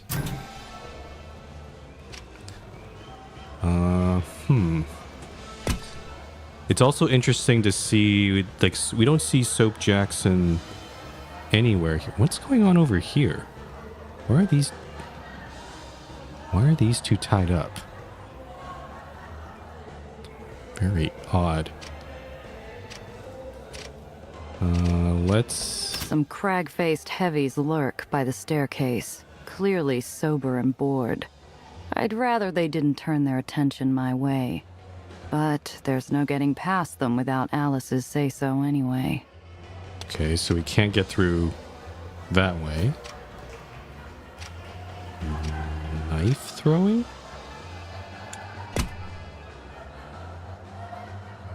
A raucous crowd against the far wall centers on a blindfolded figure haloed by knives, like some Sistine fresco of a circus freak.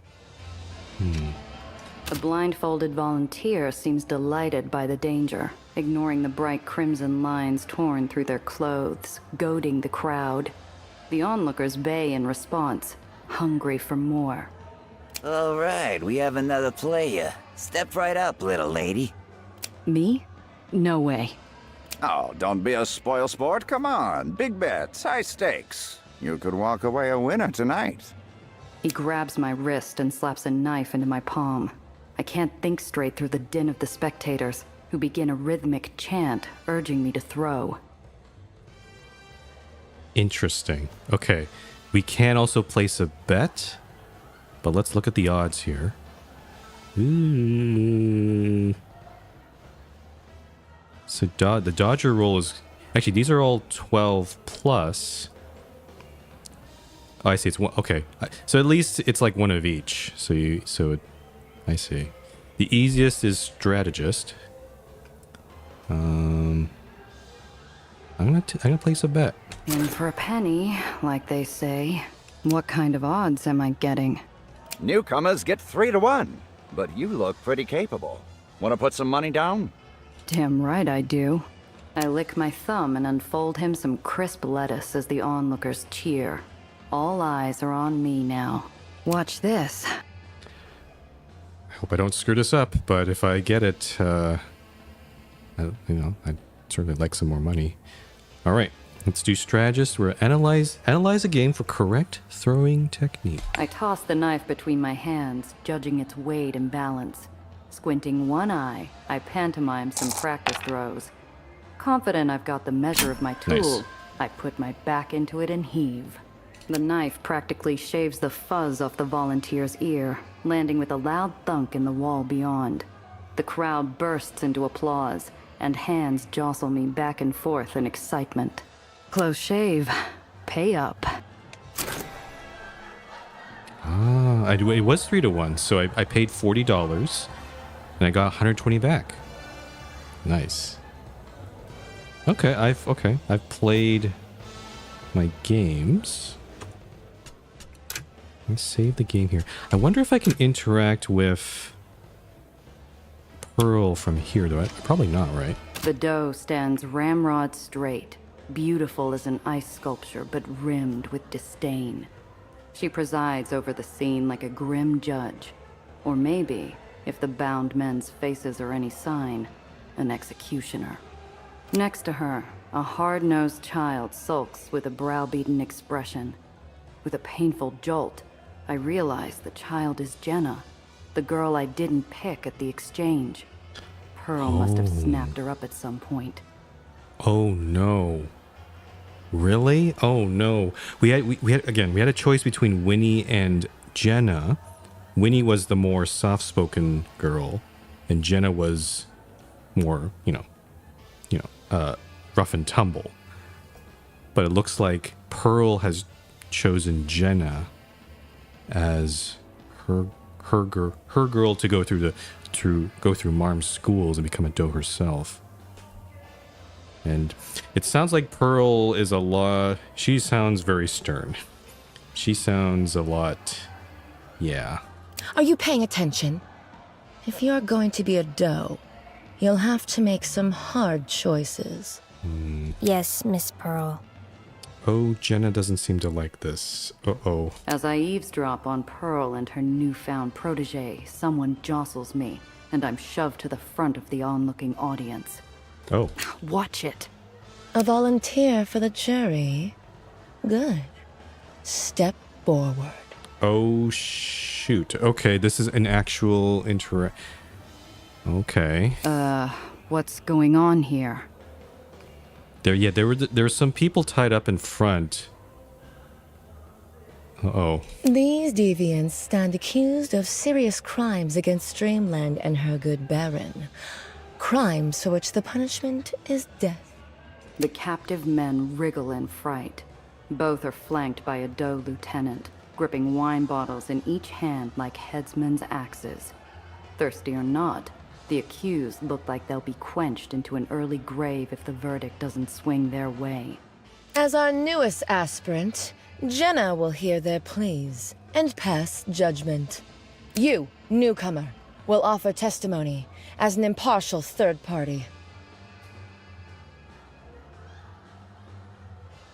I think it would be pretty bad if I just stayed quiet, so let's get involved with this. What is this? Some kind of sick game? No, I want nothing to do with this. Aspirant, do you agree to let her leave, or shall this woman stand testament? The recognition and pleading in Jenna's eyes would melt the white-hot heart of a forge. But she tempers herself, drawing on years of pain to harden her face and steel her voice. Okay, so Jenna does recognize us. She remembers us. She should stay. Okay. My neck jerks automatically and I nod, helpless. Pearl purses her thin lips in satisfaction. Good. Arthur Weingarten. You stand accused of defrauding the public trust in the amount of $570.50. Do you have anything to say in your defense? Please, Miss Pearl, I ain't done nothing wrong. I won that hand fair and square. So, you accuse Pandemonium of corruption, and by extension, Marm herself. No, look, I'll give the money back if that's what you want. And you, Harold Horowitz, stand accused of gross public indecency. Do you have anything to say in your defense? This is a crock. A guy's not allowed to wear a red tie on a Tuesday? Says who? Say the laws of this barony and its benevolent overseer, to which you agreed to abide faithfully the moment you stepped foot on its steel. This interaction is making me... Ugh. I'm getting a lot of ick from this. This is... Yeah, this is corrupt. This is not justice. This is a sham trial. Whatever this is. I ain't agreed to nothing. My niece got me that tie for Christmas. Damned if I won't wear it whenever I please. Yeah, no freedom of speech. It's just a tie. Just the color of your tie is what he's... And he's being tried for death for that? I don't know. Now we will hear from our impartial jury. What say you? Provide moral clarity. It's not a great check. I can smooth talk my way out of this and diffuse the situation. Throw the accusations back in Pearl's face. This would be a fun one, but I just don't have the points in Daredevil here. I need to get more points in the brass stuff. I think I'm missing out on some of that. Let's try this one. Nice. 17. Listen, I know we all came here to have a drink or two, but this is nuts. The crowd around me murmurs assent. From below, Pearl looks like she belongs on Mount Rushmore. Haughty, pale, and hard as granite. How's about we let them go and get back to the party, huh? Aspirant, do you agree? I wonder if the decisions we made with Jenna before... We didn't choose her, of course. But I wonder if she knows who we are. Will she go along with this? Yes, Miss Pearl. Okay, good. By the grace of Frau Magdalene, Baron of Dreamland, you are free to go. The does cut the men free, but their relief is nothing compared to the kids, who beams a deeply grateful look down at me as Pearl turns her away. Interesting. Okay, this is actually very interesting. I thought that this... Like, we decided between Jenna and Winnie. I thought that'd be the end of it. But no, we're probably going to meet Jenna. We've met Jenna here. We're probably going to meet Winnie as well. It's still going to... They're going to be involved for the rest of this chapter, at least, so... I hope I don't have to fight Pearl. If I have to fight Pearl, do I have to fight Jenna as well? I don't want to do that. Oh no. Thank you, ma'am. Here, take this for helping us out. He presses a pair of onyx cufflinks into my hands, gleaming darkly in the half-light of the perpetual soiree. Cufflinks? Don't mention it. Oh, another one of Soap's items. Oh, I have three of his items. I'll just throw them at him and just like, hey, just just get him all his stuff back. Smart money's on these belonging to Soap. Probably lifted from in here someplace. I'm sure our host would be pleased to see them again.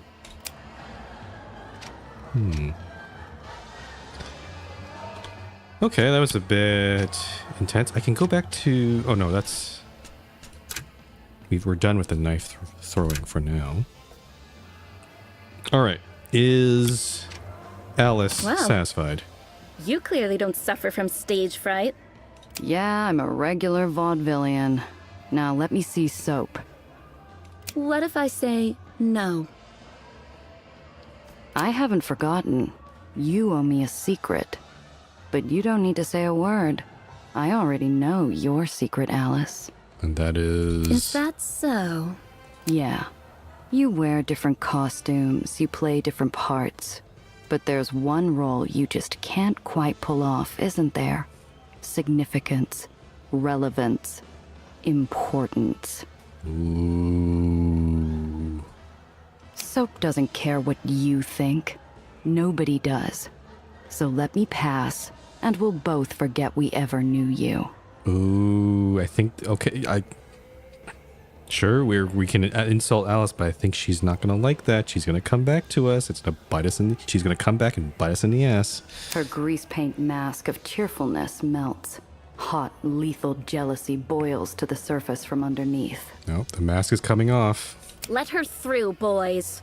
By the way, people who try and hustle me tend to regret it. I better not see you again. No, I think we will. I think we will see her. Oh, you will. I promise. So... Oh, I see. Oh, Soap's office is over here. Ah, Mr. Jackson. On my way to Soap's parlor, I cross what's paths that? with a gaggle of inebriates, wearing the sourpuss looks of the newly impoverished. Inside, the air is slow and close, like a field of wheat that's never known the wind. Also, okay, yeah, I can't see... I mean, yes, Mr. Jackson's over here, but what the heck is going on over here? On the pool table? The infamous gambler Gadabout and Man About Town sits behind a desk, counting his poker winnings with a miser's relish. Nothing good grows in this sunless den, except his appetite and the numbers in his ledger. Okay. Let's do some inspection before we initiate conversation. Billiard bed? Oh boy. Baseball bat. They say Soap willingly threw away an all-star baseball career to professionally peruse the pandemonium tables instead. I might have more respect for the guy if he still got his pants dirty on occasion. Mask. In the lordly realm of jet-setters, Soap's at least a high-ranking count. Absurd amounts of money allow for all kinds of exotic adventures, I suppose. You ask me, New York's got plenty of its own. Can you capture an entire lifetime on ink and paper? What kind of an insane bureaucrat would even try? Okay, so I've done all the relatively normal inspections. I'm leaving the bizarre one to last, this billiard bed. A billiards table has been repurposed as an impromptu bed, satin blankets forming a nest for the colored billiard eggs. No comment about the woman on there? Okay. Alright. Let's get ready to rumble. We have 3 items of his, plus a bottle of champagne. I think this should go pretty well, The sharp figure of Soap Jackson is recognizable to anyone who ever spared a passing glance at a tabloid. He's trim, athletic, and wears his $1,000 suit as casually as pajamas. Well, let's see what my pretty little secretary sent up this time. What's your name, baby? Oh, he thinks. Oh, okay. Oops. I think he has a different idea of what we're up here for. Gia Randazzo. Nice party. Little strange for my taste. I cater to all tastes here. Surely I have something to suit your palate. Well, it isn't boring, I'll give you that. Ah, let's keep it interesting then. Pick something. Pick something? He gestures broadly at the room while pulling a loaf of cash from his pocket big enough to choke a horse. It's a practiced motion, one he performs dozens of times a day. The unconscious twitch of an addict chasing a high. What does he mean by pick something? We betting on something? Too slow, baby. Come on. I'm on a streak. There. You see that? He points to an empty corner of the ornate stucco ceiling, or rather, to the cobweb hanging there, ghostly pale in the dim light. 5,000 says that spider will move to the right. Come on, you want this action or what? I don't like spiders. I will say that right now. Bet on something else instead.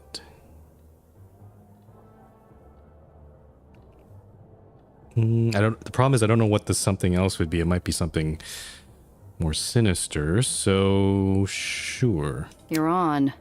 But I don't want to deprive a poor man of his last dollar. Let's up the stakes. I'm listening. If I win, you change the schedule for the fireworks show at Marm's birthday bash. If this request strikes him as strange, he doesn't show it. I imagine he's wagered other men's salaries on wilder things in the last hour alone. And if I win? Name your price. Soap doesn't need a beastly mask to resemble a wolf, his eyes shining in the gloom with the thrill of the hunt. What does he want? Whether it's drawn by a magnet, the scent of blood, or the invisible hand of its duplicitous master, the spider struts across its web on an easterly course like it was always a foregone conclusion. Soap grins. Oh, we've lost the bet. You rigged it. You must have. I never lose, baby. That's why I'm the best. Now, I believe you said I could name my price. Oops. Wait a minute. Let's talk about this. I know you'll change your mind. Now, why would I go and do a thing like that? The sound of a huge commotion, even by the standards of this crazy fiesta, floats up to us from downstairs. People are screaming, but my fight or flight doesn't seem bothered. Okay, so we came into this, we came at it into a disadvantage because he never loses bets, apparently. I forgot about that fact. I should have probably said something else, but we'll just go with it. But what's going on outside?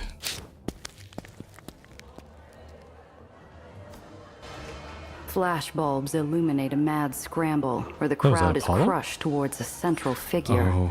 Apollo Diamond, dressed to the nines. Fans mob for autographs, while Soap and I stare in equal disbelief. Yeah, we didn't expect... When is he... Is he trying to distract? Add a distraction here? I don't know. Apollo Diamond? Cocky jerk. Thought he was too straight-laced for my parties. What the hell is he doing here? Would you like to meet him, baby? I'm sure I can arrange an introduction. Oh, it's going to be awkward. Yes, hello, Apollo. This is someone I've never met before. Apollo spots us and cuts through the horde in our direction. I catch Soap straightening his tie, but Apollo doesn't even notice him, swooping in and planting a gallant kiss on my cheek. Oh. Oh, Gia, darling. How wonderful.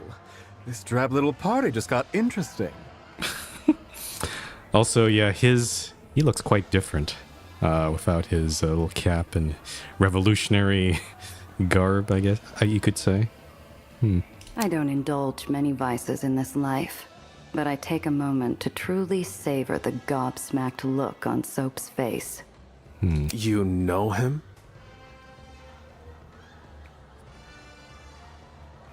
Introduce them. Let Soap fend for himself. Will be nice with Soap. Apollo, this is Soap. We just met. Ah, hello, old sport. Nice little cottage you've got here. I've heard so much about your famous parties, I just had to see what all the fuss was about. Well, that's... I'm glad you, Okay, we've got him on the fence here. He's not sure what to do here. Apollo, don't ever take any action from this man. He'd rig it so the moon fell out of the sky if it would win him a bet. What? I want to say on the fence, on the ropes. That's a boxing term. Oh, really? Come on. There's no glory in a sure thing, wouldn't you agree? Now hang on just a minute. Soap Jackson never fixed a bet in his life. Our host's indignation dissipates into the air like the feeble puff of swagger it is, as he spots a safe path out of this social thicket. But I'll be happy to fix that fireworks show for you if that's what you want. Then we're square. Can't be this easy. We haven't done any checks with him. All we did was... No, there's something else. No, I think there's still stuff. I'm suspicious here. Apollo pulls me close to whisper in my ear, his spicy sweet cologne wafting across me. My skin involuntarily tingles. His voice is low and warm. Yeah, because we got all those. We got 3 of Soap's items. We got to use it for something, right? But couldn't let you have all the fun by yourself, could I? Of course. That was too easy.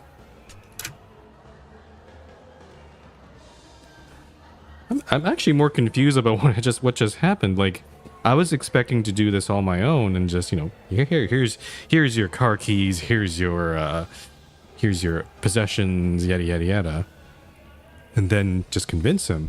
But then Apollo just swoops in and like, yep, all done. I wonder if those items come in later. Maybe Soap tries to betray us or something. We have to convince him again. I don't know. That's an odd. Like, I'm also wondering, like, maybe there were conversation choices where we got on Apollo's good side that he decided to come here.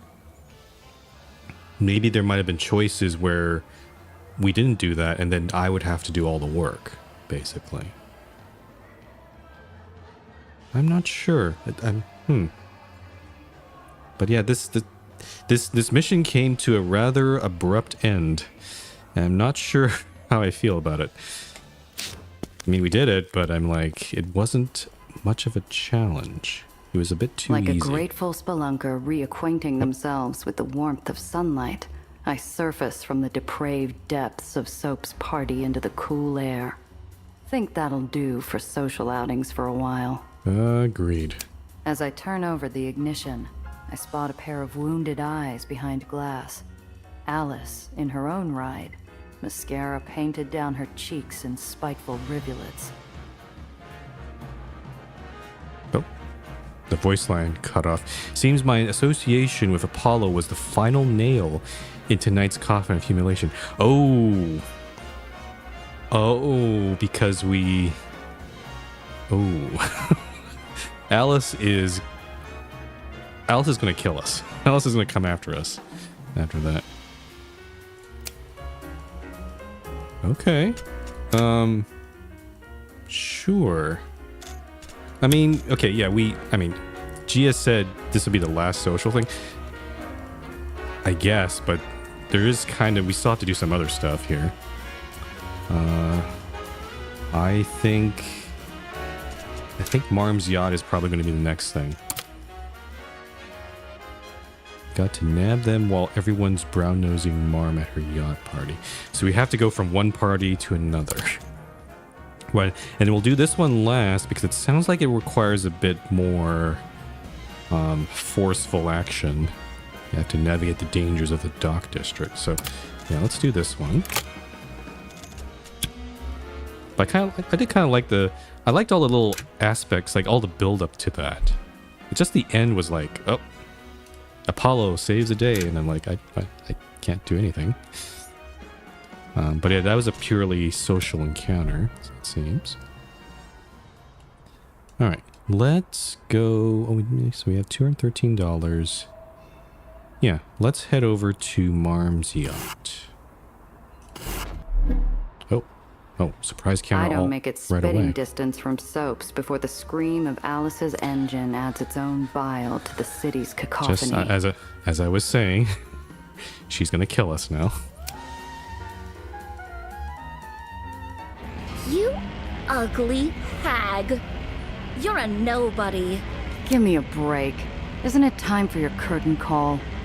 Why don't you head back to the party before everyone forgets your face, huh? I'll kill you! No way, I just said it. I kept saying she's gonna kill us. Yep, she's gonna kill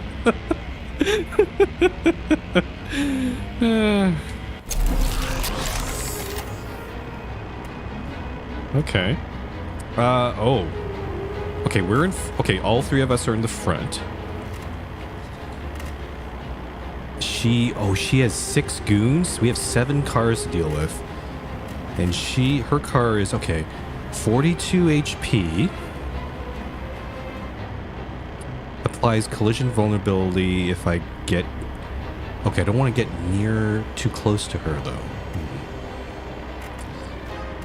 And we got a bunch of goons here. Okay, so I need to eliminate Alice or survive 5 rounds. Oh. Interesting.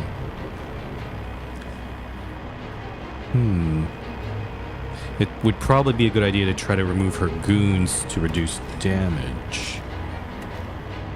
But unfortunately, most of her goons are actually behind her, so it's kind of hard to navigate behind.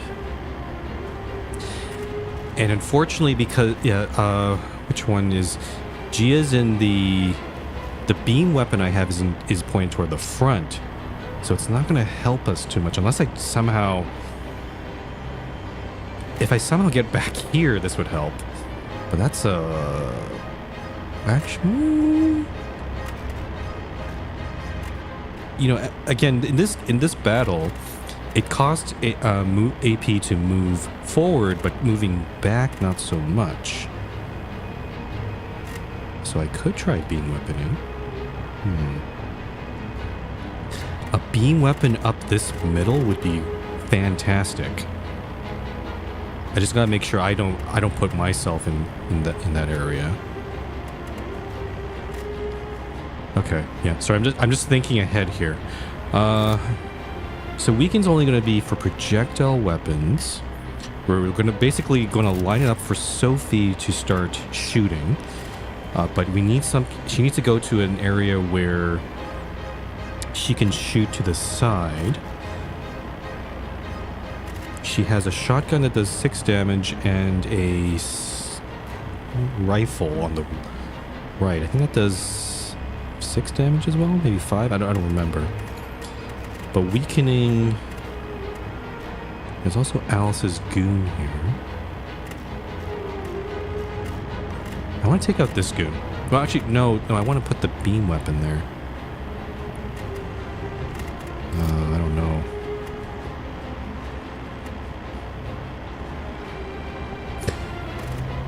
It would also be really cool if I could, push one of these cars into here. Actually... Okay, I think I have a plan. I'm going to try pushing one of these cars into the line of fire. So I'm going to go here. This is going to cost 5. Yeah, I'm going to go here. We're going to shunt this guy into the middle. And then I still have enough to... can move in front or do a weaken.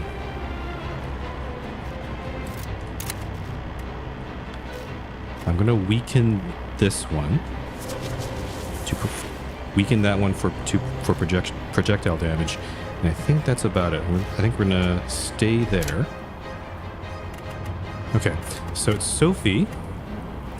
She has, oh yeah, so shotgun on her left, it does 5. A scout rifle on her right does 6 and has larger range. If I come here and shotgun the goon, that would be pretty good. Yeah, let's do that. Ooh, okay, it's a lot of... Shotgun this guy. Oh, shoot. Damn it. I forgot about, Crest should have moved out of the way there. Oops. Oh well. And then... Gonna shoot the scout rifle at... This is gonna do 7 damage. It's not quite enough. I could move up and then shoot Alice. Let me see here. If I move here, that's gonna be... I need 6 AP. I don't quite have enough AP to, like, move here and then shoot Alice from... Because I want to make sure I keep this path open so that Gia can just run all the way down here and shoot the beam weapon. So I think I'm just going to shoot the scout rifle here. It's not going to kill this. It's down to 1. And I move out of the way. Okay. Alright. Now it's Gia's time. She's going to move... Oh, we're going to try this beam weapon. It doesn't do very much damage, but it does add Aether burn, so they'll keep taking damage for quite a while. I also have this machine gun. Let me do some calculation. We have 15 AP. Moving down here is going to take 2. Firing the beam is going to take 6. That'll be 8. So that means we still have 7 AP left, which means I could sneak in a shotgun on this thing. Actually, you know what? Yeah, let's do this. Or machine gun, I should say. Machine gun this. And then move all the way back. And then hyper beam. Let's do this. Ooh. Okay. So they're also... They have Aether burn. So I think some of the weaker ones will probably die eventually on their own in a few turns. And then... Do I move up or do I just stay over here? I think I actually... I'm gonna move over there.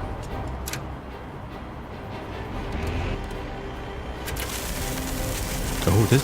Oh, they're repairing Alice.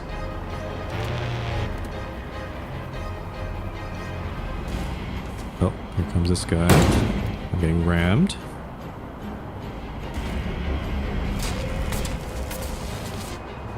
Interesting. We're all in a line here. What's this guy doing?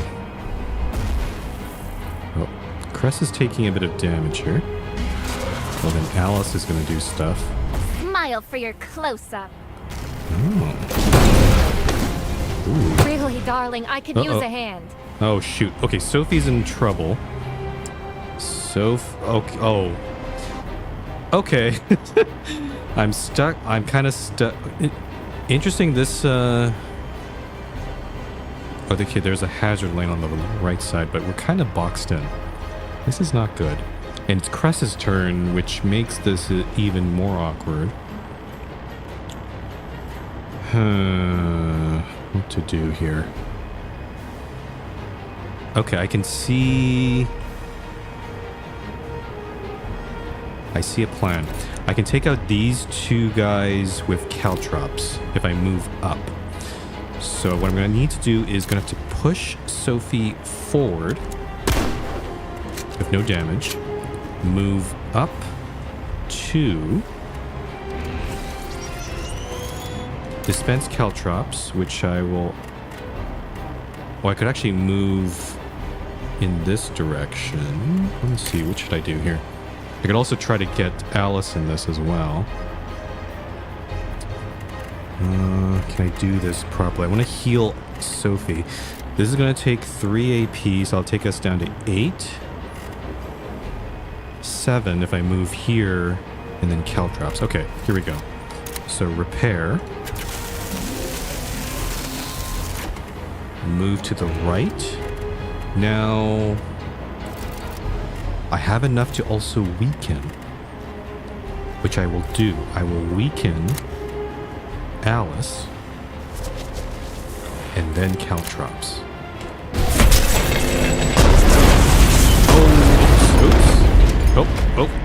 Oops.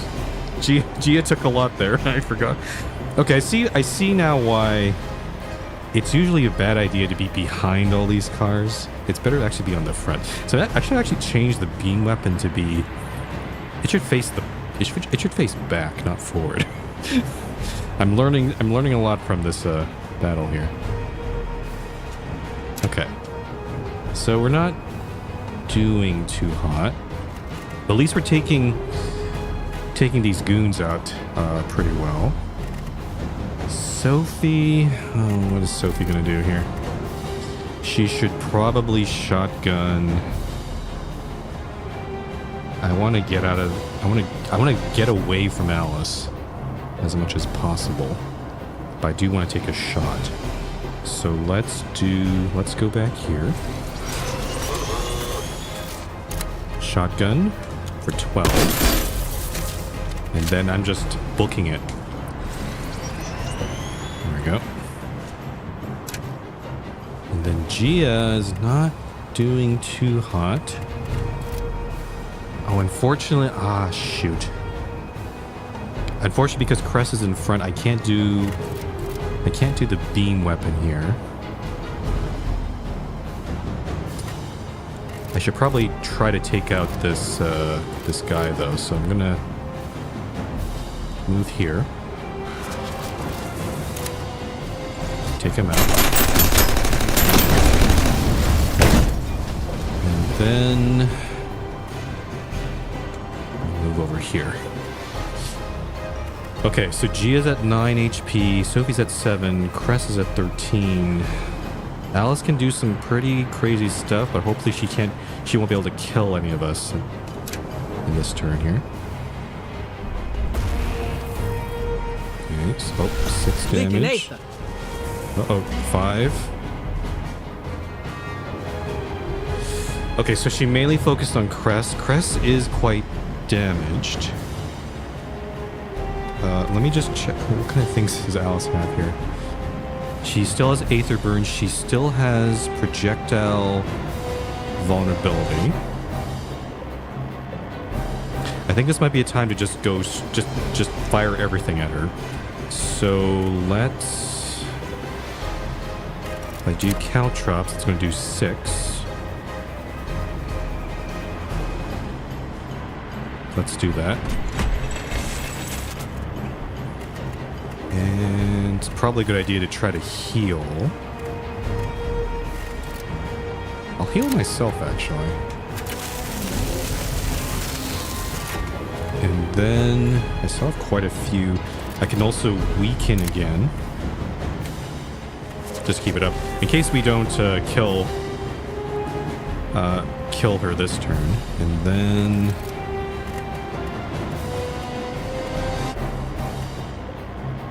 I guess I'll just move all the way forward, I guess? Yeah, let's do that. Okay, Sophie's gonna come back. Let's see, let's go here. Shotgun. And then...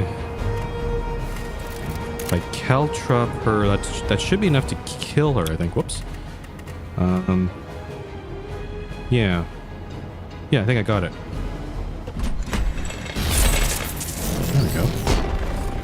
Whew. That was a close one, actually. Not fair! You horrid little witch!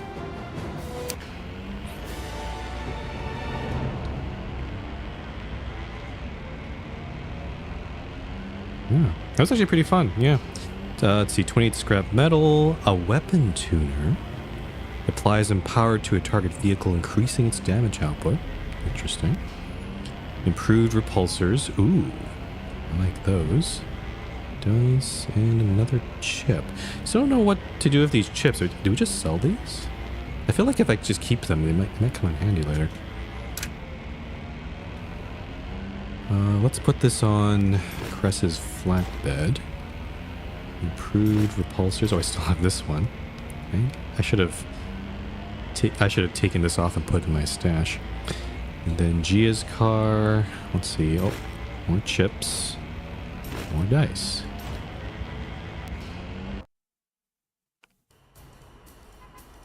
Okay.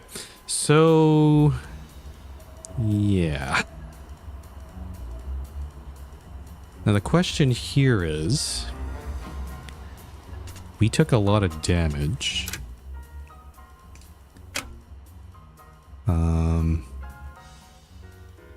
I don't think I want to use my repair kits. I don't actually have that many. So I think the prudent choice would be to go to the garage. Also, I'm not sure what this street interaction is. I wonder if there might be maybe some side quest here, perhaps? Let's save the game.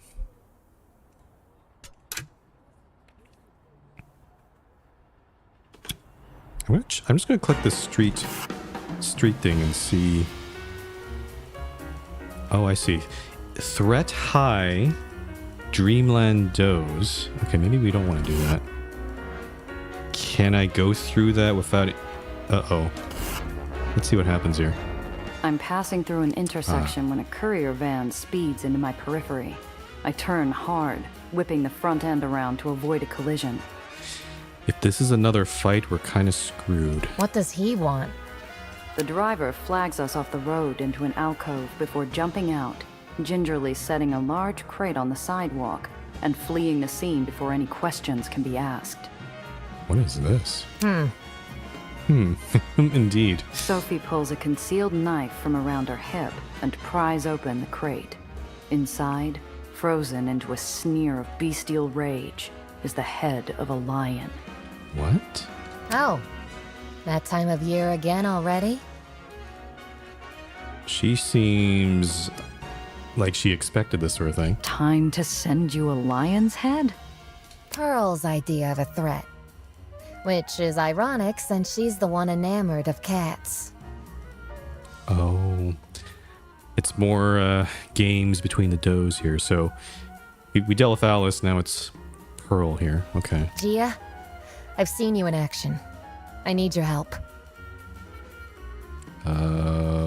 What's this about? I'm going to need the details of this sudden and mysterious task. I'll explain if you're willing to help me. I have to know that we trust each other for this to work. Why would Pearl send you a lion's head if she likes lions? Pearl clawed her way almost to the top. She never earned a thing, only took it. When cruelty is all you know, you'll sacrifice anything to make a point. Even something she cares about? The circus probably had a sick lion. I doubt she'd kill one just for sport. It's not a good way to go for the lion, though. Sure. What do you need? The side of Sophie's mouth curls appreciatively at my expression of trust. Every year for her birthday, Marm holds a race for everyone in Dreamland. Everyone gets a free meal out of it, and everyone's distracted for a day. The way Sophie described it, it just really, the first thing that came to my mind was bread and circuses. It is literally an event to keep the populace entertained. They get a free food as well. My sisters and I are the opening act. We make an appearance to get the crowd excited, and we sponsor a poor sucker, an honored entrant to the race.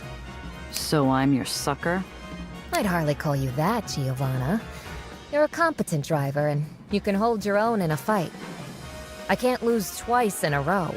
True, I can outrun most. Think of this more like a chariot race than a stock car race. So, do we need to find horses on short notice? Very short notice. I've been so busy with everything else that I almost forgot. I like to go look around first. Just take a look at the track, you know? I'm sure you know where the Dreamland Hippodrome is. I don't know what it is about today. This is the second time I guessed something before I saw it on screen. Like, the first thing was Alice is going to kill us, and she said, "I'm going to kill you."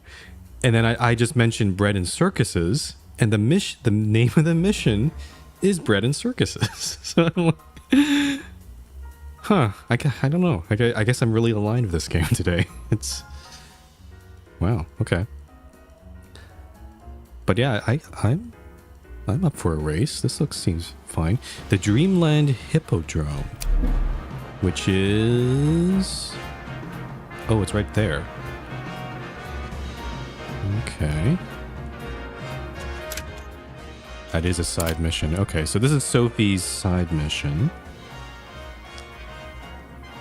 Go to Sophie to the Hippodrome. The question is, where do I fit this? Where do I fit this mission in terms of these other ones? I should probably repair first. Yeah. I'm kind of tempted to maybe do this one first, and then make our way back and do the side mission, and then finally this one. It's also nice that the repair shop is on the way, just in case, you know, maybe we run into another battle. So let's go to the garage first.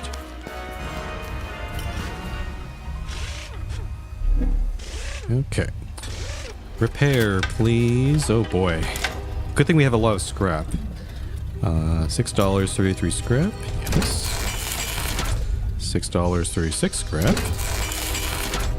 $4.27 scrap. Nice. Okay.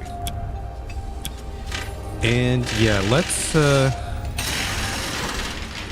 rethink how this is our setup here.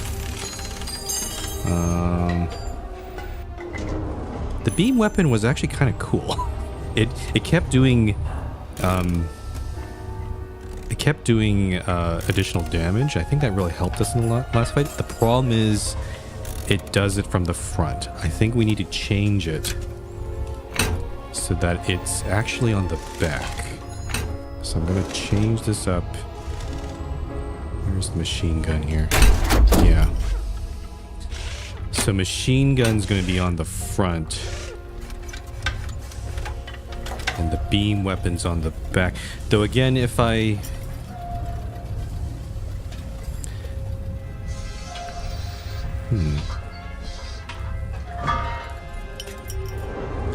Actually, okay, I'm starting to actually see why most of the... Why actually side shooting weapons are actually better, because then you don't... Because any weapons from the front actually are they kind of risk the car coming back and hitting you.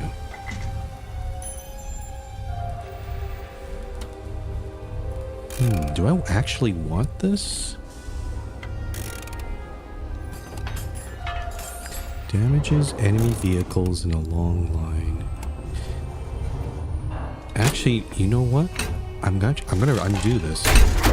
I'm gonna keep it the way it is, because in the last battle we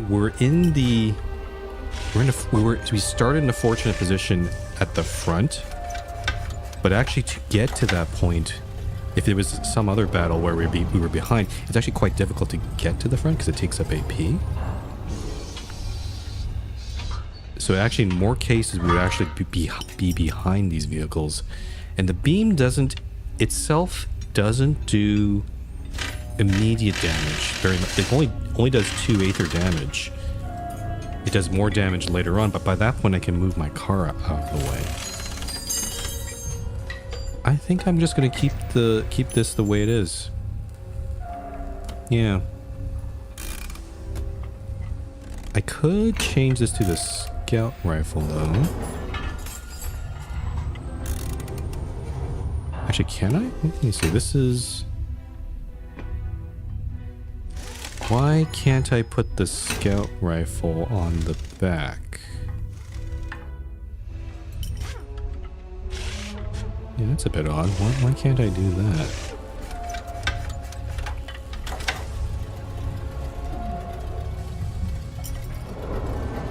Already equipped to Sophie's car.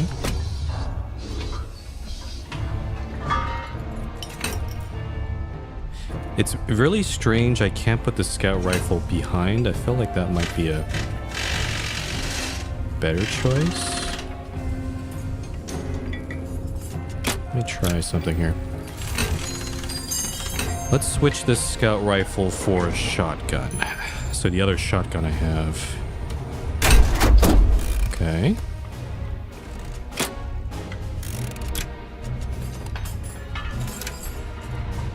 And if I change this machine gun... Oh, yeah, okay, so there's definitely some bugs still with... Because for some reason I couldn't see the scout rifle mentioned here. I did see it in the front, but not in the back. I'm gonna change this to the scout rifle. Yeah, scout rifle in the back. Long range. 6 damage. Aether beam in the front. Oh, we can also change our... jumping repulsors. We can change our repulsors as well. Efficient repulsors, improved repulsors. This one gives us +4.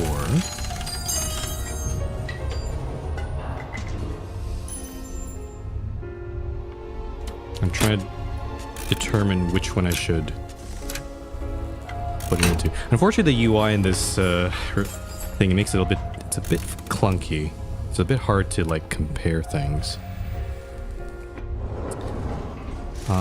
Yeah, I want to give... Should I give more... What needs more AP is the question. I gave nitro repulsors to this one.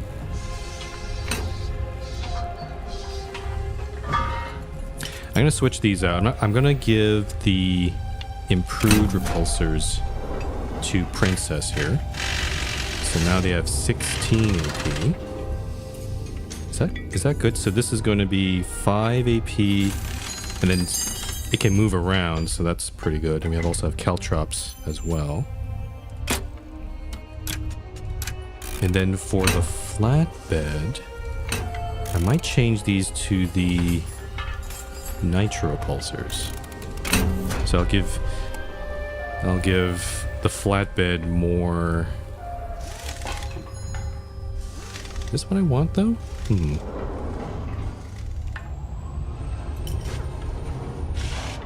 It allows it to move around better. Yeah, no. We'll try this. Yeah. Okay. You can also buy stuff. I forgot about that. Gatling gun, that's a heavy weapon. Refurbished turbo engine. I can't scrap these, can I? Improved flamethrower. That's $150 though. I have the money, but I don't want to spend that right now. Bulletproof panels. Limited protection against projectile damage.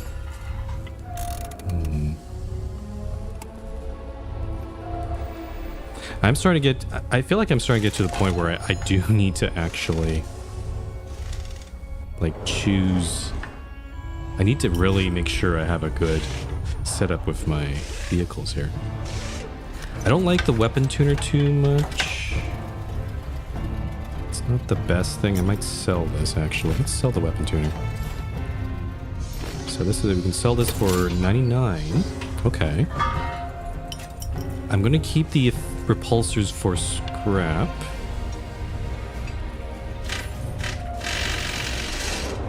Maybe we do the flamethrower.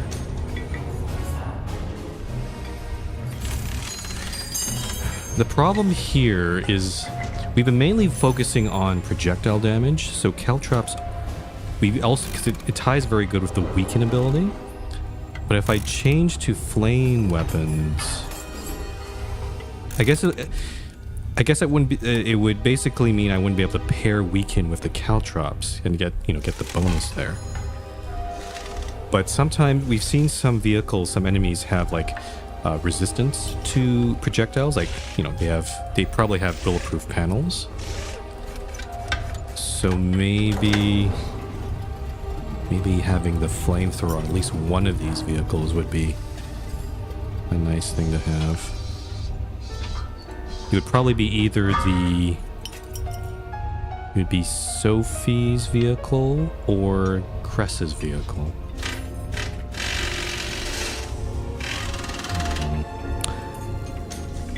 Honestly, I'm not sure what to do here. I might just build... I'm gonna buy these. Should I buy the improved repulsors?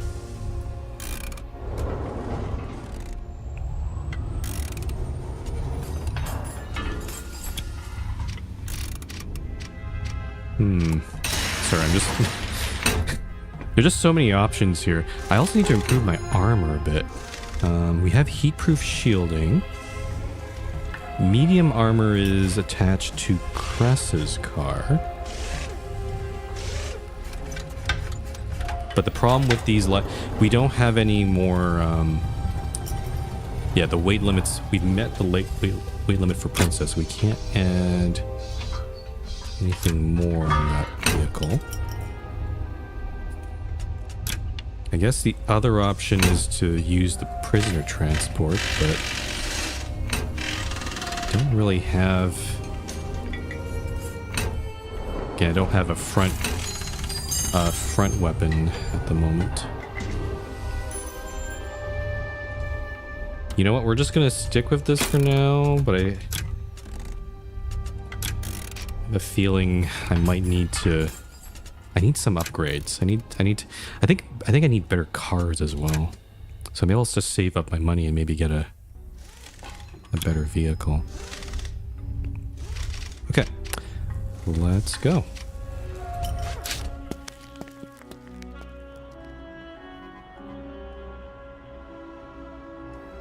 All right, let's head down to the yacht.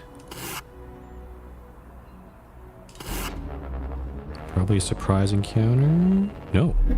Oh, wait. Just the before. yacht is a declaration of wealth and power as subtle as a boot to the throat. It's a world I have no business setting foot into, but I'm going to do it anyway. Let's just take a stroll over here, shall we? Sophie plucks at my elbow and guides me to a section of the deck that has been roped off previously. It's as private there as it's going to get, concealed in deep shadow. Sophie fishes a leather valise out from the shadows. She dutifully stands in front of me, blocking the leers of any looky-loos before handing me my new skin. I don't know what a valise is. Is that like a wallet? Your gown, Cinderella? Oh. Sophie's picked out something elegant that's also businesslike. Putting it on is like entering a world of privilege I've never known. I can feel my face flush as I change, even in this private corner. I'm curious what she's going to look like here. So, what do you think? Oh. She looks very nice. Yes, that should do. Good work on my part if I do say so myself. Why do I need a disguise? I think we know. Why do I need a disguise? Mom has pulled out all the stops for tonight's little soiree. Which means we need you to look presentable. Goodness, girl, what did you do to your hair? I washed it. Cute. Let's run a brush through it and touch up your makeup. You should dress up your speech a tad, but not too much. Business, my dear. That's the key ingredient to this ratatouille. My favorite flavor. Look, is all this cloak and dagger stuff really necessary? All the charm and levity drains out of Sophie's face like water down a storm drain. You know what you look like right now, Giovanna? You look like a bum from the hole. A smuggler and a criminal. All I'm saying is, You're not from this world. I live in it. You want to play cowboy and do it your own way? I wish you luck. You want to get things done? Put on the clothes and plaster a smile across that mug. Getting lectured, but she's right. What about my false credentials? Who am I? What's my identity here? So what's my cover? Your nom de guerre for this evening is Miss Fiorella, a young shadowbacker in various unassuming lowers businesses. You're looking to expand your investment portfolio. Won't I stand out? You're a smaller fish than Marm usually deals with. But she has a soft spot for ladies with an enterprising nature. So remember, tough, but with table manners. Got it. Tough, but with table manners. So, be respectful, be polite, but definitely don't be a pushover. Okay. Pat yourself on the back later, Soph. Klossner's definitely showing up, right? Will he have the blueprints with him? It's a certainty. I requested that he bring them specifically for the purpose of modeling a replica cake of pandemonium for Mom's birthday. She does love her sweets, the old dear. That's all well and good, but I'll need to get close to him to nab those blueprints. Otherwise, this is all for nothing.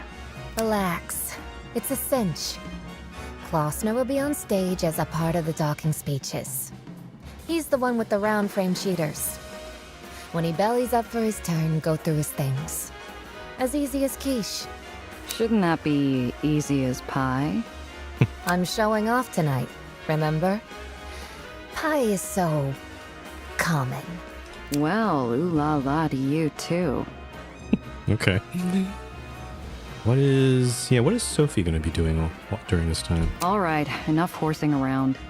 What are you up to during all this? Being Marm's shadow. I hope you won't require my assistance, but if the situation grows desperate, I can run interference for you. Hoping I won't need it. This situation is eggs and coffee. See you there. Eggs and coffee, yeah.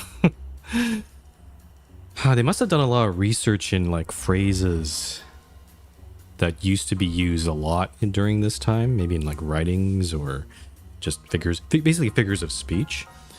Obviously, a lot of them, like no one says eggs and coffee nowadays.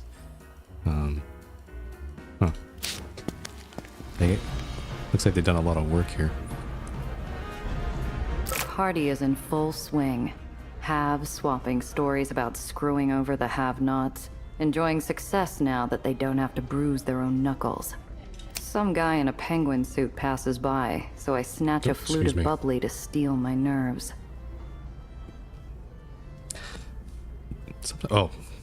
Sometimes I like just took a drink of coffee and it's causing me to burp. I sincerely apologize for that. I kind of wonder, like, when I'm streaming, maybe I should probably get in more habit of like muting my microphone when it happens, but sometimes it just comes out. Yeah, it's probably not good for the VOD. Alright, so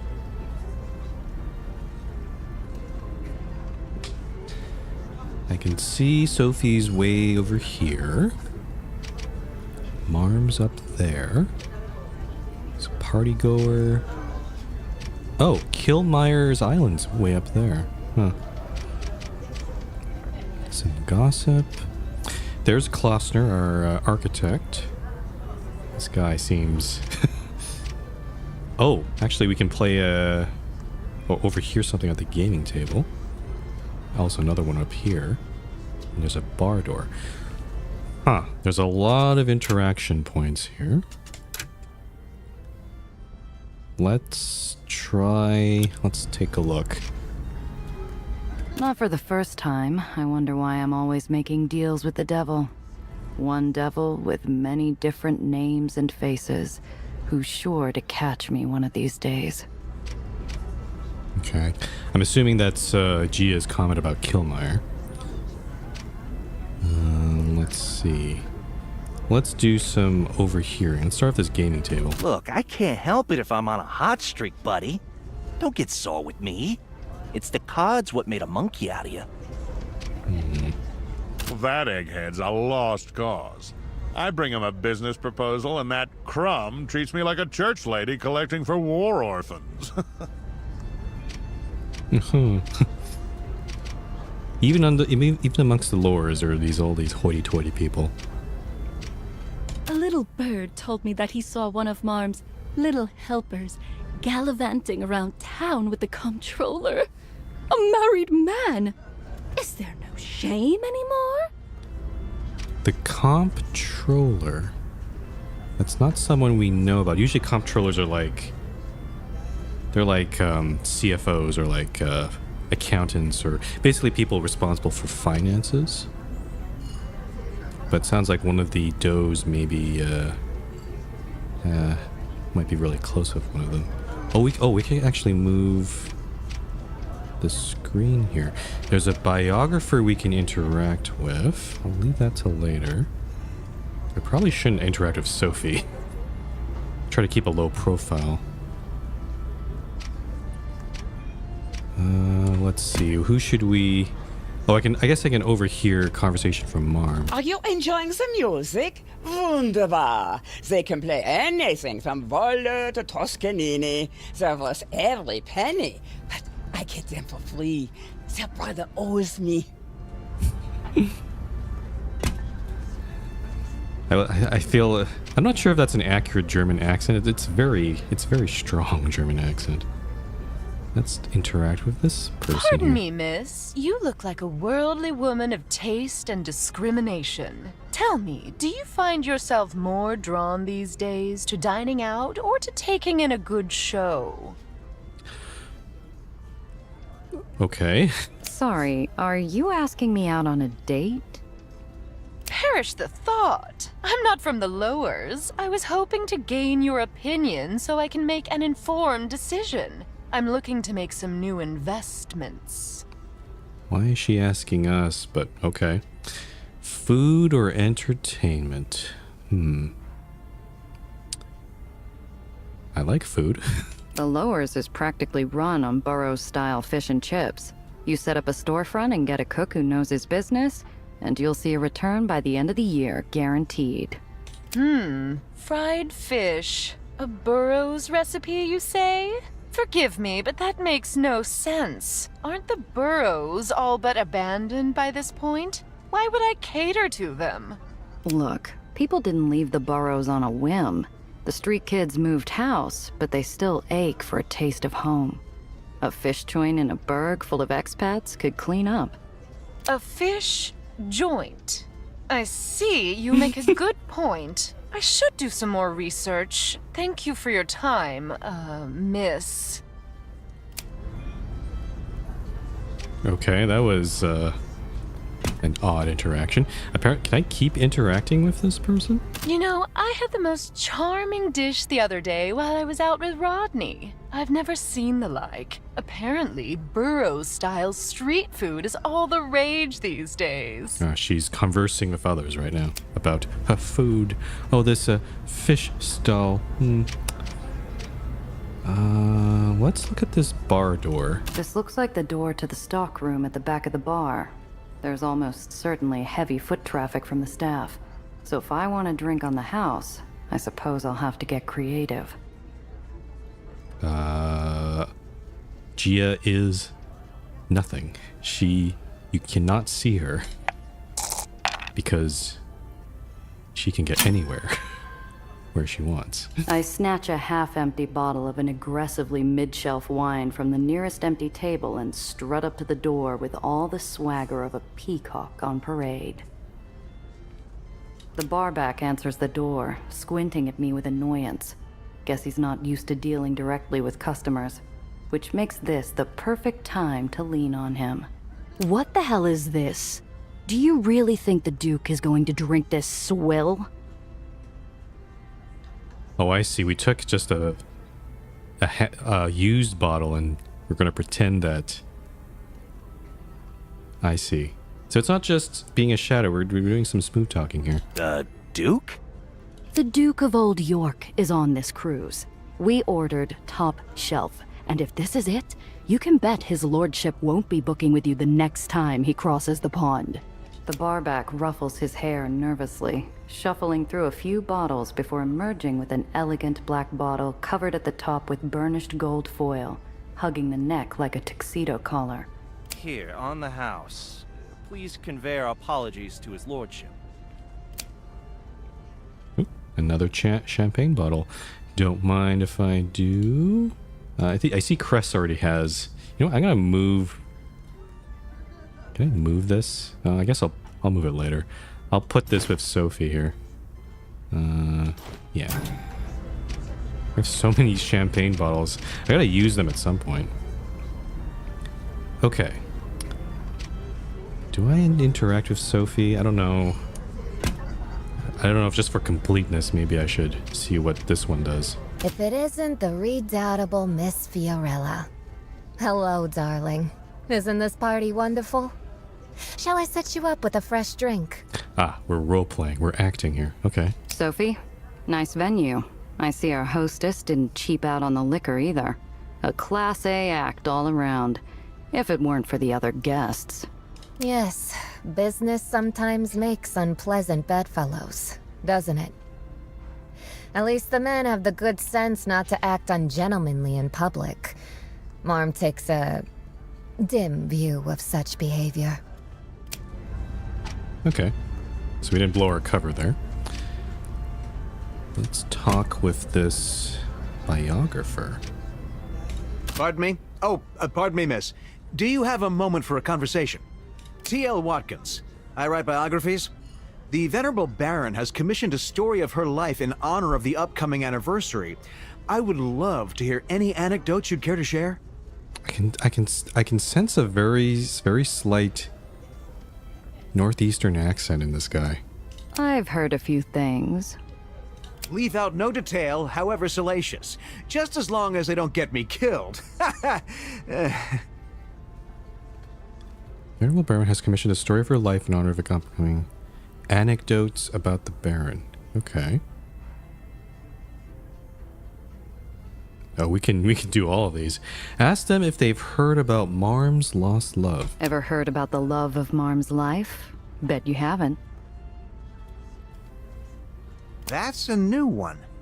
Certainly, Marm has been seen around town with a gent or two, but everyone knows she's never settled down. He was a poor kid. No one knows what barony he came from. He pulled himself up from nothing, worked his tail off, all to make a home for the two of them. So what happened next? That's the tricky part. Some say he was shipped out during the war and died overseas, or he passed from the wasting. Some say he was killed to warn Marm off. Whatever the real story is, they all end the same way. Marm would never love again. Is she making stuff up or is this true? Who knew Marm was capable of such heart-rending devotion? What a tragedy. Beautiful in its way. Who wouldn't be moved by such a story? The second the words escape the author's mouth, I know the answer. Marm wouldn't. She tore her heart in half and learned to do without it. Ask them if they've heard about the General Hackthorn disaster. What is that? I take it you've already heard of the Hackthorn disaster? Who hasn't? An entire ferry liner carrying migrants from the burrows into the lowers crashing into an island? Why, Marm herself was on board the General Hackthorn, if memory serves. Ah. I wait for his brain to catch up to his mouth. He already knows everything I could tell him about the subject. Poor thing.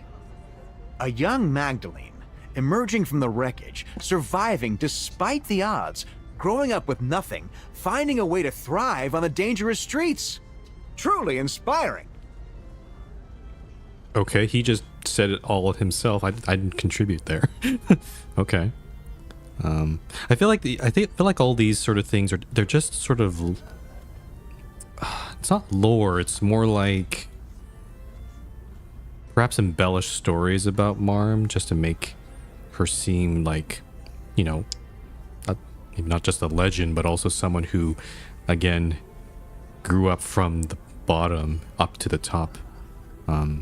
Which I think there is truth and there's some parts of truth in that, but I think it's the way it's been told to the populace has been like, you know, again, embellished or exaggerated. Ask them if they've heard about Marm's silk wrap. Did you get a good look at Marm's silk wrap? Now that you mention it, that's a Juno scarf, isn't it? As exclusive as it gets. Even the well-heeled in the uppers can't get their mitts on one without connections. Are you saying... Look back in the archives a few years, and you'll find that an Aether freighter carrying Juno's seasonal line was hijacked before Fashion Week. Marm had that nifty piece a few days later. I see. My, Marm has... With a sudden thought and a burst of speed, the excited biographer begins to scribble rapidly. Her shadowy hands looming just over the city, plucking at invisible strings. That's good. Hope there's something there you can use. If you don't mind, I'm going to see about refreshing this drink. I wonder if this biography is going to pop up later, or this biographer. Maybe we'll read a book about Marm afterward. I can't thank you enough for these leads you provided on Marm's life story. Don't mention it. Really, don't mention it. I'd like to continue my own life story. Hold on just a moment. If you like well-written pieces, this is the article that actually attracted Marm's attention. What is this? The hack hands me an article printed on high-quality, glossy paper like you'd see in a fancy arts rag. The article paints Marm as a genteel patron of the arts. Convincing, unless you've actually met her. The second half of the article is about Pandemonium and its design. A lot of words like incandescent and revolutionary are sprinkled throughout. There's a quote by the man himself about the need to ignore distractions in pursuit of one's art. Classy. Interesting. Thanks. I wonder if that unlocks something. Maybe in our conversation with Klossner, maybe we can use that. Okay. Cool. Okay, so before we engage in our conversation with the architect here, I need to take a break. So I'll just go out for a few minutes here, and I'll be right back. But yeah, don't go anywhere. Boop.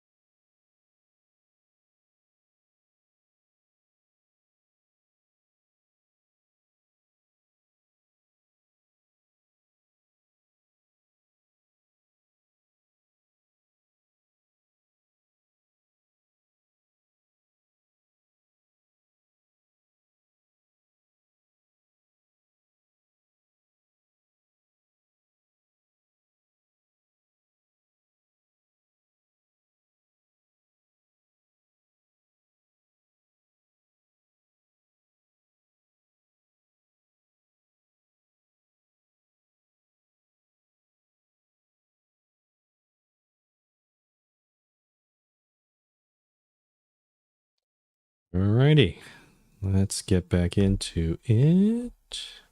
There we go. All right, Mr. Klossner. Let's have a Friends chat. and colleagues. Now, to Sterile. Oh, I'm not sure if I saved. Oh, okay, too late now. Softly, I approach Anton Klossner, the architect of Pandemonium. Like any good man tinkerer, he can't help but toy with his speech until the very end, so he doesn't notice me. Criminal hooligans and grubby investors. I do hope you're enjoying yourselves at my employer's expense. That would be fun, but no. Just call them out. That'd be a fun joke. But given the hoity-toity attitudes of these guys, they probably won't take it as a joke. Near his feet, I notice a worn but expensive buffalo leather satchel, just about the right size for a set of blueprints. But now's not the time to make my play. Okay, I can back out of this a little bit. Okay. Let's save before I do this.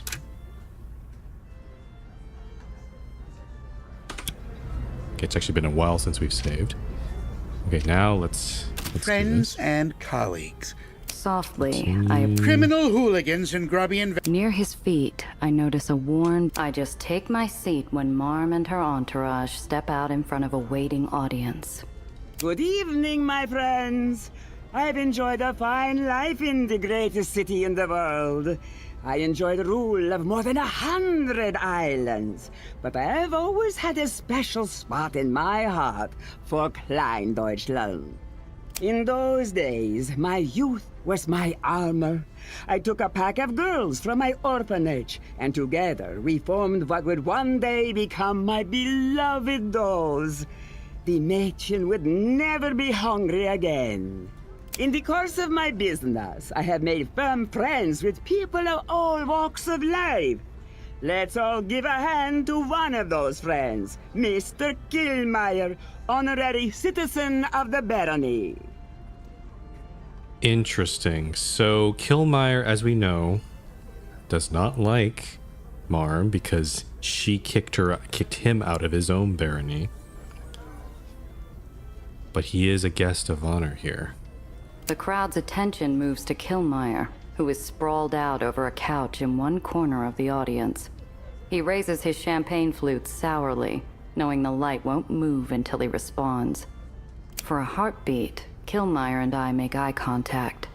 Should I play it smooth, or tweak his nose to remind him of our deal? That's interesting.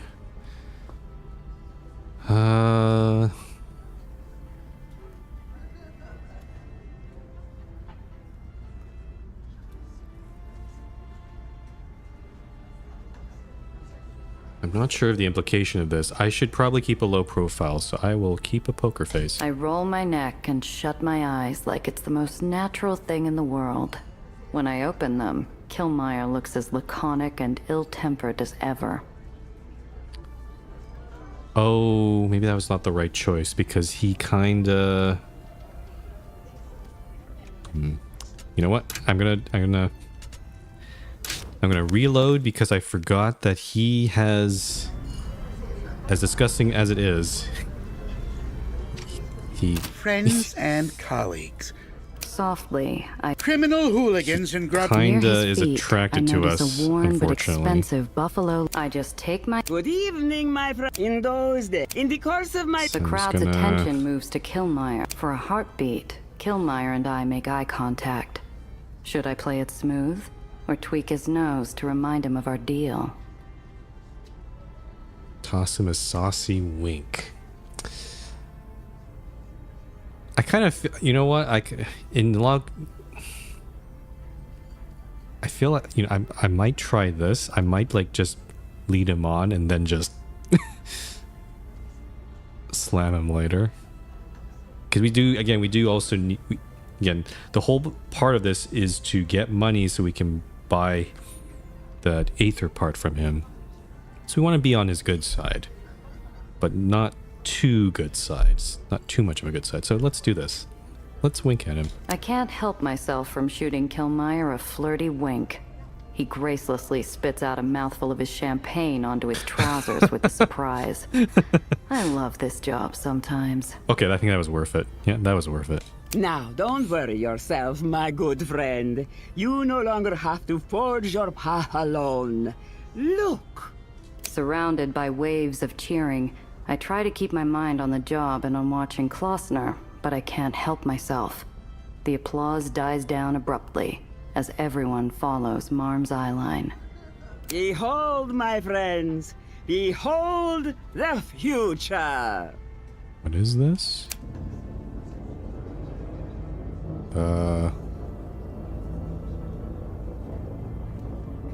Oh, is Killmire's Island running on red Aether? Oh, it's attaching to the rest of the city?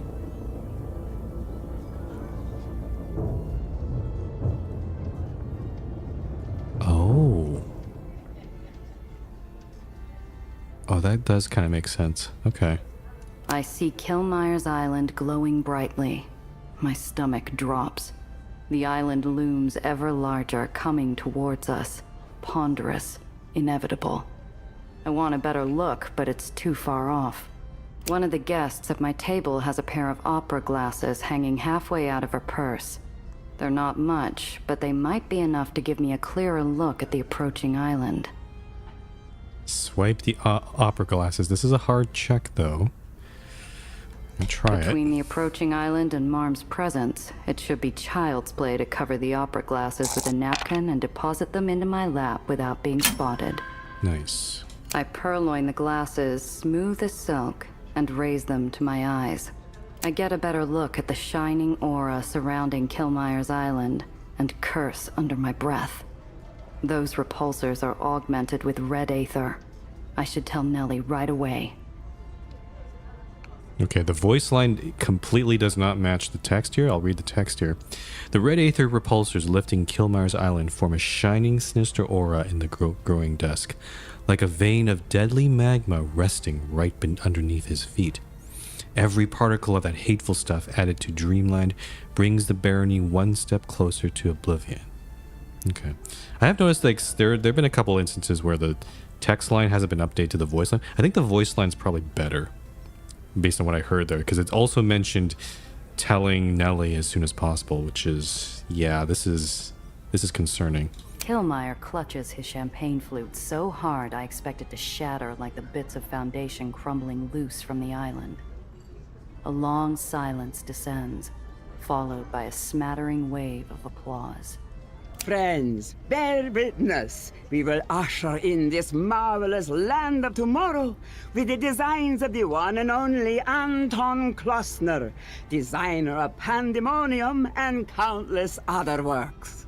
Klossner stands halfway up from his seat, his forehead dripping with sweat, thick and pungent with fear. He favors the crowd with an airy wave, but he walks like a man about to face a firing squad. Yes, thank you, Marm. We plan to remake Klein Deutschland with new marvels, in the spirit of our previous works. Klossner seems drunk on his own brilliance. The applause dies down. Carefully, I circle around to where he was sitting. All eyes are glued to either the stage or the new Dreamland annex.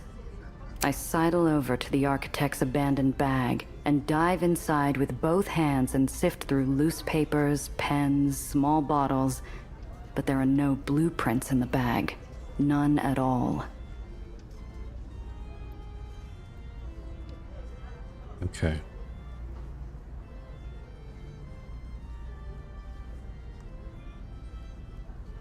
The problem is if I look harder, that kind of risks getting caught. So I'm just gonna cut my losses here, and I mean, it could be in a different pouch, part of the bag, but it sounds like Gia is pretty thorough here. So I'm gonna stop searching. The blueprints aren't here. Klossner must have stashed them somewhere before the speech. Reluctantly, I straighten up before anyone spots me. Okay, I feel like that was a safer bet there. Thank you, Anton, for your exciting and thorough presentation. If any of you care to discuss business with Mr. Klossner, do visit him at his table. Otherwise, please enjoy yourselves. The venue is buffeted with laughter and applause as Marm leaves the stage. The band strikes up again, and soon, adventurous couples begin to dance. I need to find Sophie, now. Okay. This is a wrench into our plans. Let's meet up with Sophie. There you are. Did you find the package? No dice, Soph. No prints. No sign of them anywhere. You swore he would have them. What the hell happened? Giovanna, I'm telling you. I heard Klossner and Marm talking about the replica cake just before. I know he has them. You must have missed something. I practically disemboweled that satchel. You said this guy never leaves his house. If we don't get the blueprints tonight, we're sunk. Could he have stashed them somewhere else? I suppose it's possible, but I can't say for sure. Marm would know, but she's busy being the life of the party.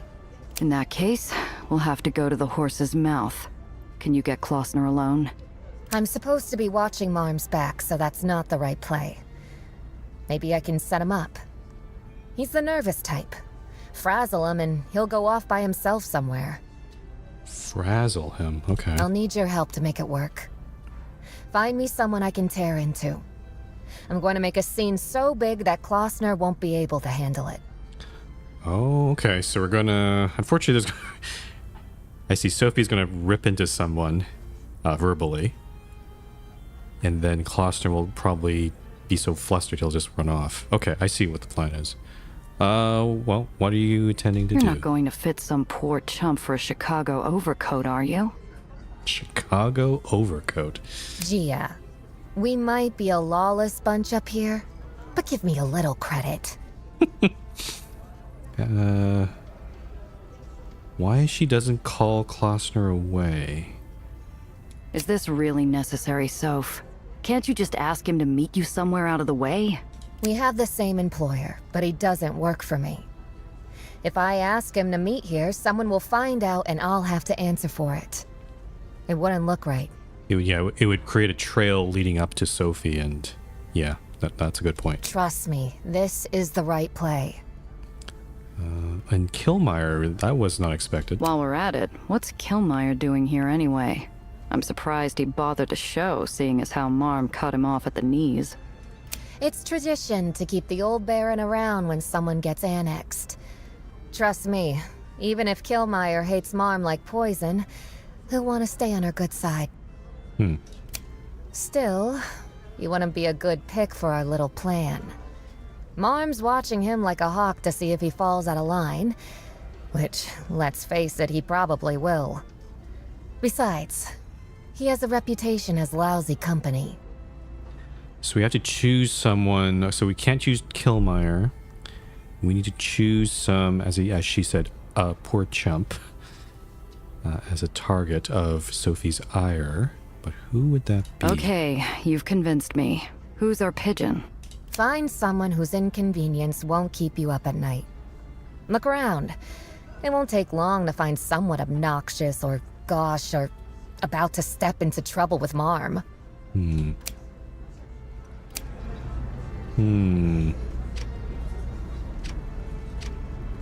Okay, so everything's changed up a bit. Oh, the biographer is not an option. Okay, that's fine. Gaming tables. There's 2 gaming tables. There's a bar. There's also... Is there another... Oh, I see. Oh, gaming... Oh, this is for gaming table 2. I see. Huh. Let's see. These gossipers? A group of ladies speak in loud whispers about all the goings-on. I pegged them as a gaggle of gossips, trading information to get ahead, to get out from behind, or just for the fun of it. And if that was his wife, I've got a bridge to sell you. Excuse me, do I know you? I'm Fiorella. Sorry, I wasn't aware this was a private table. Very funny. But unless you've got something juicy to share, you might want to move along. This seat's for talkers. I don't think this would be a target, but maybe we can get some information from this. Tell them about fashion. Tell them about tech novelties. Mention the red Aether tech in play. I'll try this one. Did you get a load of Killmeyer's Island? Haven't you wondered why Marm took it out now, and not when she first hobbled his influence? I hadn't thought of it. Yes, that is odd. I suppose you have an explanation? The repulsors were augmented with a new red Aether. The big brains say it can provide much more lift and power than the standard. Dangerous stuff. Keep it under your hat. My word. Will technology never stop developing at such a breakneck rate? I don't know whether to be impressed or terrified. Mum's the word. How delightful! Come, sit down, have a drink. We have much to discuss. I clench my jaw and sit through a seemingly endless stream of pap. Who's cheating on their taxes? Who's sleeping with whose husband? After what feels like hours, something interesting crops up. So I just realized we could have chosen... Those three choices were basically to get into this conversation.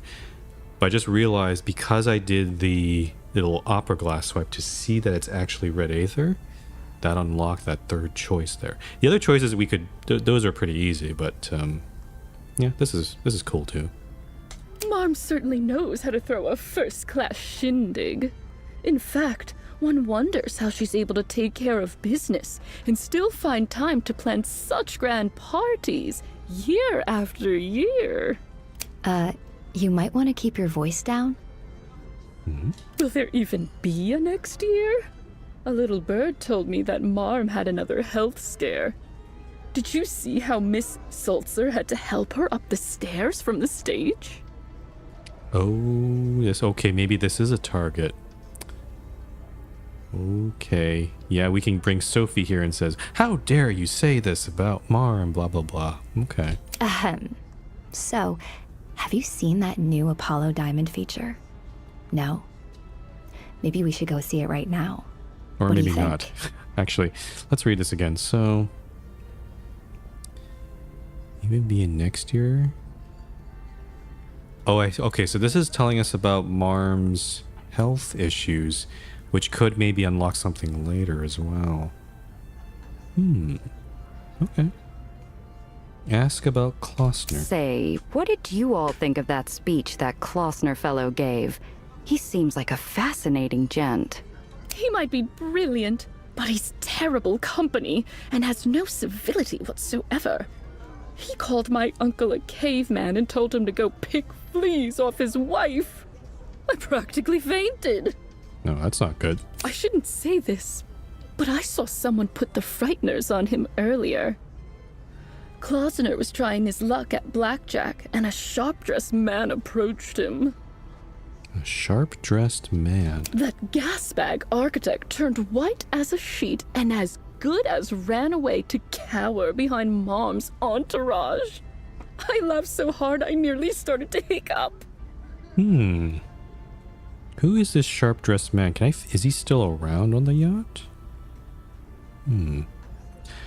Ask about scandals at the party. Oh boy. Just between us, I can see you've got your thumb on the pulse of this party. Anything interesting happen here tonight? I saw Councilman Jacobs making time with his campaign manager's daughter behind the kitchen. Oh. Let's see. What else? Oh, stay away from the poker table with the red and black felt. The red and black felt. Oh? Why is that? Apparently, a young man at that table has been raking in quite a bit tonight. Mrs. Johnson says he looks just like Tommy Bonneville, a notorious swindler. But I wouldn't know. I don't read crime rags. Okay.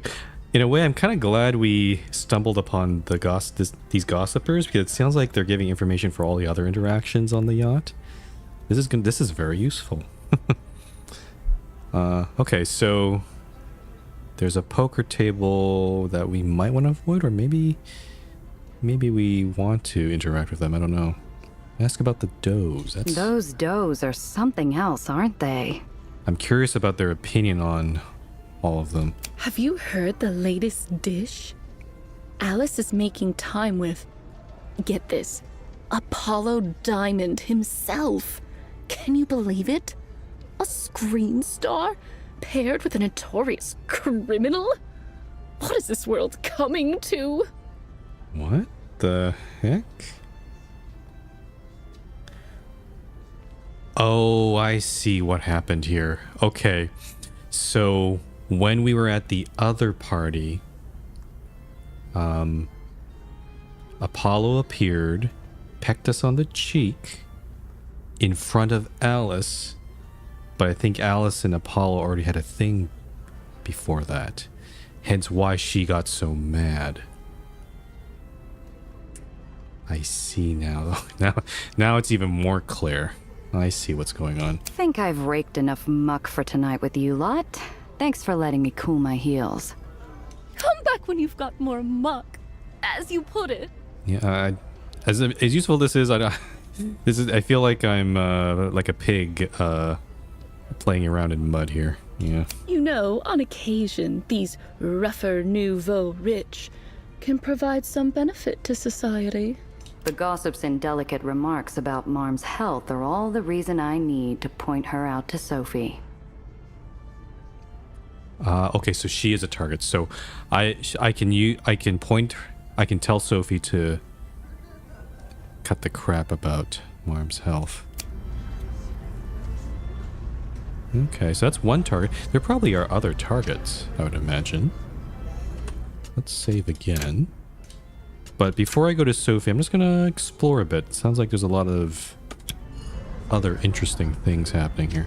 Let's see. Are you enjoying the music? Okay, that's we already know that. You know, I had the most charming dish the other day. Okay, that's not change of that lady. The bar is open.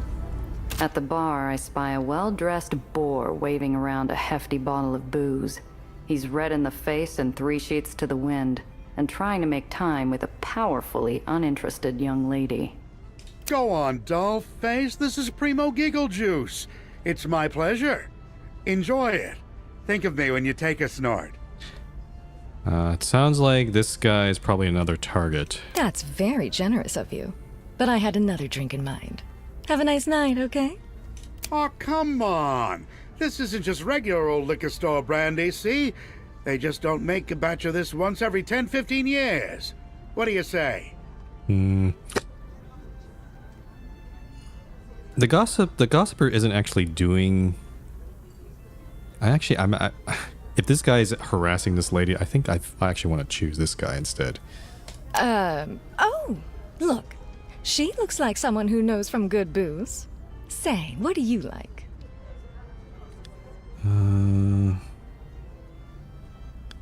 Something non-alcoholic, whiskey, or the pricey stuff or nothing.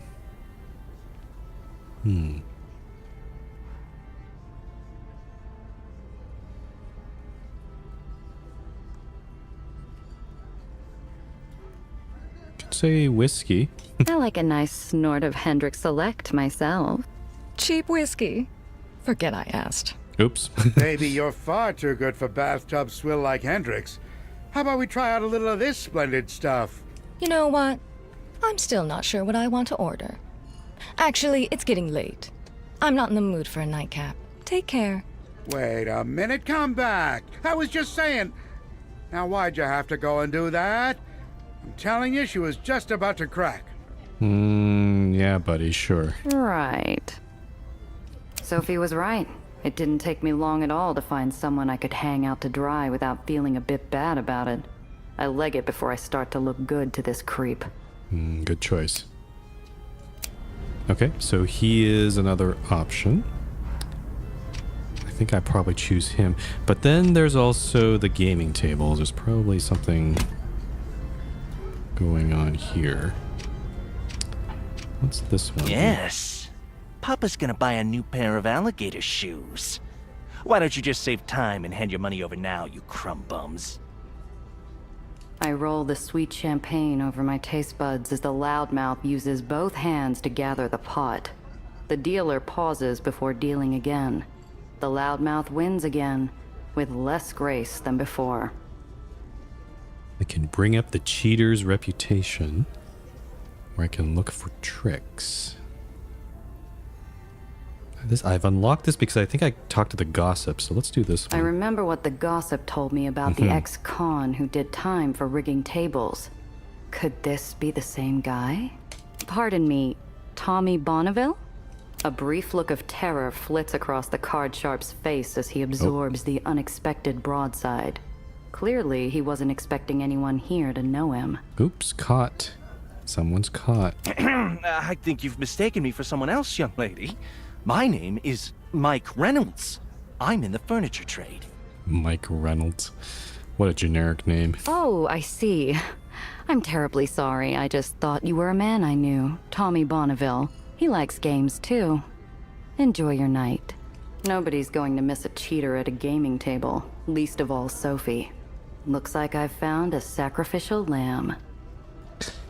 So here's the thing. I feel like whoever I choose, I feel like it's going to have implications later on.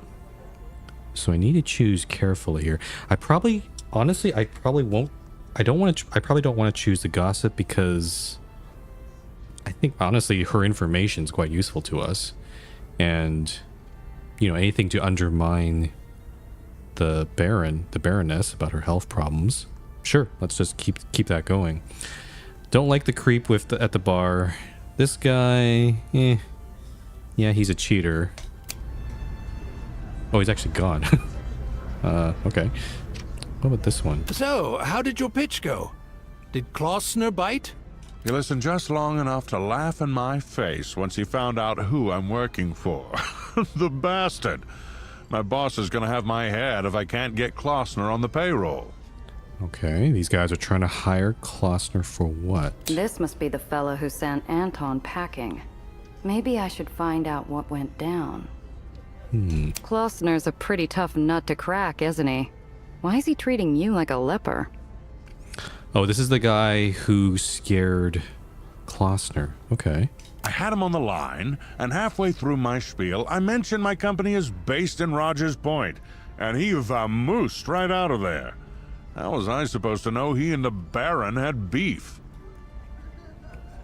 Oh, is this an alternate way of scaring Klossner? Maybe we can use this information and then go to Klossner and say, we're from this company, and then he'll just scurry off on his own. I don't need Sophie's help. That's why it pays to do your research, pal. Klossner keeps to himself because he's terrified of Krieger. Krieger? Mom had to put up a whole platoon of does just to get him out of there in one piece. Krieger? That was years ago. How am I supposed to know that he's still messing himself over the whole thing? Maybe so, pal, but judging from his reaction, I bet Klossner is still expecting Krieger to put a contract out on him over the defection. Who knows? He might even be right. Oh, I see. It's a former employer. Okay. Well, let's ask about Baron Krieger. Any idea why Klossner is so terrified of Baron Krieger? I've never even heard of the guy. That's probably for the best. Krieger goes to great lengths to keep people from talking about his activities. The border around Rogers Point has been closed for some time now. Smuggled expats usually change their names and faces. If it weren't for Marm's protection, Klossner would be a dead duck. This Krieger sounds plenty dangerous, but I can't help thinking about how much cash an enterprising runner could make ferrying people out of Rogers Point. Okay,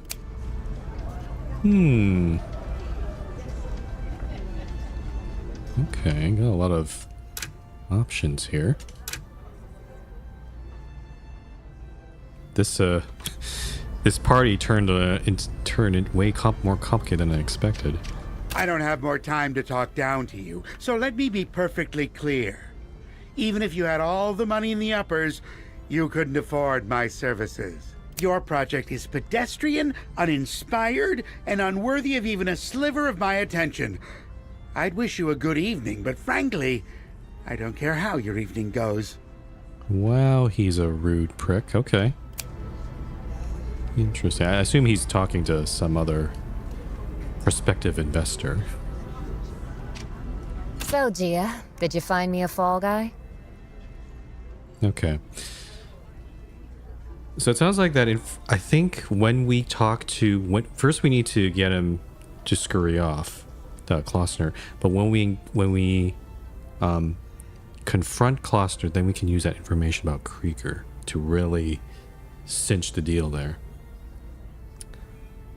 A cheater, a nuisance, a malicious gossip. I think we're going to do the nuisance. Yeah, let's do this. Sophie, There's a would-be Don Juan at the bar trying to pick up skirts with a pair of ham fists and a bottle of hooch. Let's ruin his night. Couldn't happen to a more deserving fellow. I'm glad she agrees. I knew she'd be down for this one. Right. I'll get to work on our mark. Why don't you kick back for now? Get a little rest. Take in the show. Just keep a close eye on Klossner. We don't want to lose track of him. Sophie turns away, and in a blink, she's checked her hair, touched up her makeup, and adjusted her skirt. I can't tell if she's enjoying herself or just showing off. Maybe both. Sophie approaches the bar and demurely orders a drink, knowing what's to come. Like clockwork, the lecher slides down the bar toward her, clutching a bottle of his special brandy, no doubt describing its quality. In no time at all, his hands have been bound and he is deposited by the goons onto a small platform attached to a pulley, hung high above the yawning abyss. Oh. Okay. Attention! Please allow me to introduce tonight's entertainment. This is Craig Vernon. You might recognize him from his expert advice in fine spirits. Say hello, Craig. Yeah. Hello, everyone. Yeah. Excellent. Since Mr. Vernon enjoys educating others, he will entertain us with an educational game sure to teach a lesson or two. Based on one of Marm's favorites, Russian roulette. Oh no. Really? The pulley just behind me is paramount to the game. Regard this platform upon which our contestant stands. Regard these two ropes. One rope is unattached, and cutting it will have no effect. The other will release the platform when cut. Oh, it's a 50-50. Oh boy. Here's where you come in, friends. You, the audience, will choose which rope I cut. Left or right. One will ensure our contestant's safety. The other helps our friend enjoy the night air. Or maybe both of them don't do anything. That's my guess here. I could try one of these checks, but it requires an 11 or higher. Unfortunately, I can watch Marm's reaction also. I'm gonna try this one just to see if I... Something about this smells funny to me. I edge closer to the platform to get a better look at the pulley mechanism. Absolutely not. I'm not gonna re-roll that. I'm just gonna continue. I push my way through the crowd, trying to get closer to the complex rigging. Trying to reach the platform, I accidentally shove aside a tipsy guest who protests loudly, drawing a lot of attention. Oops. So what will it be, folks? Left or right? Left. Right. All of a sudden, I'm glad I didn't pick some random sap for this punishment. One of Marm's goons walks forward and hands Sophie a polished scimitar, its honed edge gleaming in the moonlight. Sophie takes the weapon in her left hand, blade facing towards the night sky. Theatrically, Sophie plucks a single hair from the contestant's head to test the sword's sharpness. Sophie's really playing to the crowd. They're eating it up. I think this game is rigged. I don't think either... Could also be both of them too. But knowing Sophie, I don't think she would have done something this crazy. I'm just gonna let her do her thing. I don't want anything to do with the blood sport laid out before me. Sophie pivots to the right and slashes through the rope like a knife through cooked pasta. I see the blade part the rope, hear the line giving way. I see the contestant's mouth distend in an expression of utter horror, a blood-curdling scream ripping forth.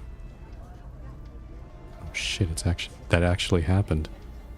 Sophie's grin is broad enough that I can see every one of her front teeth, shining like cut ice. She's having a great time. Okay, my opinion on Sophie has changed a lot now. That...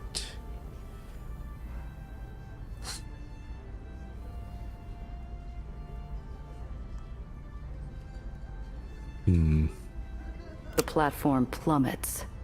By 10 feet, no more. With a pop and a bounce, the platform springs back up. The contestants sprawled out across its spare surface.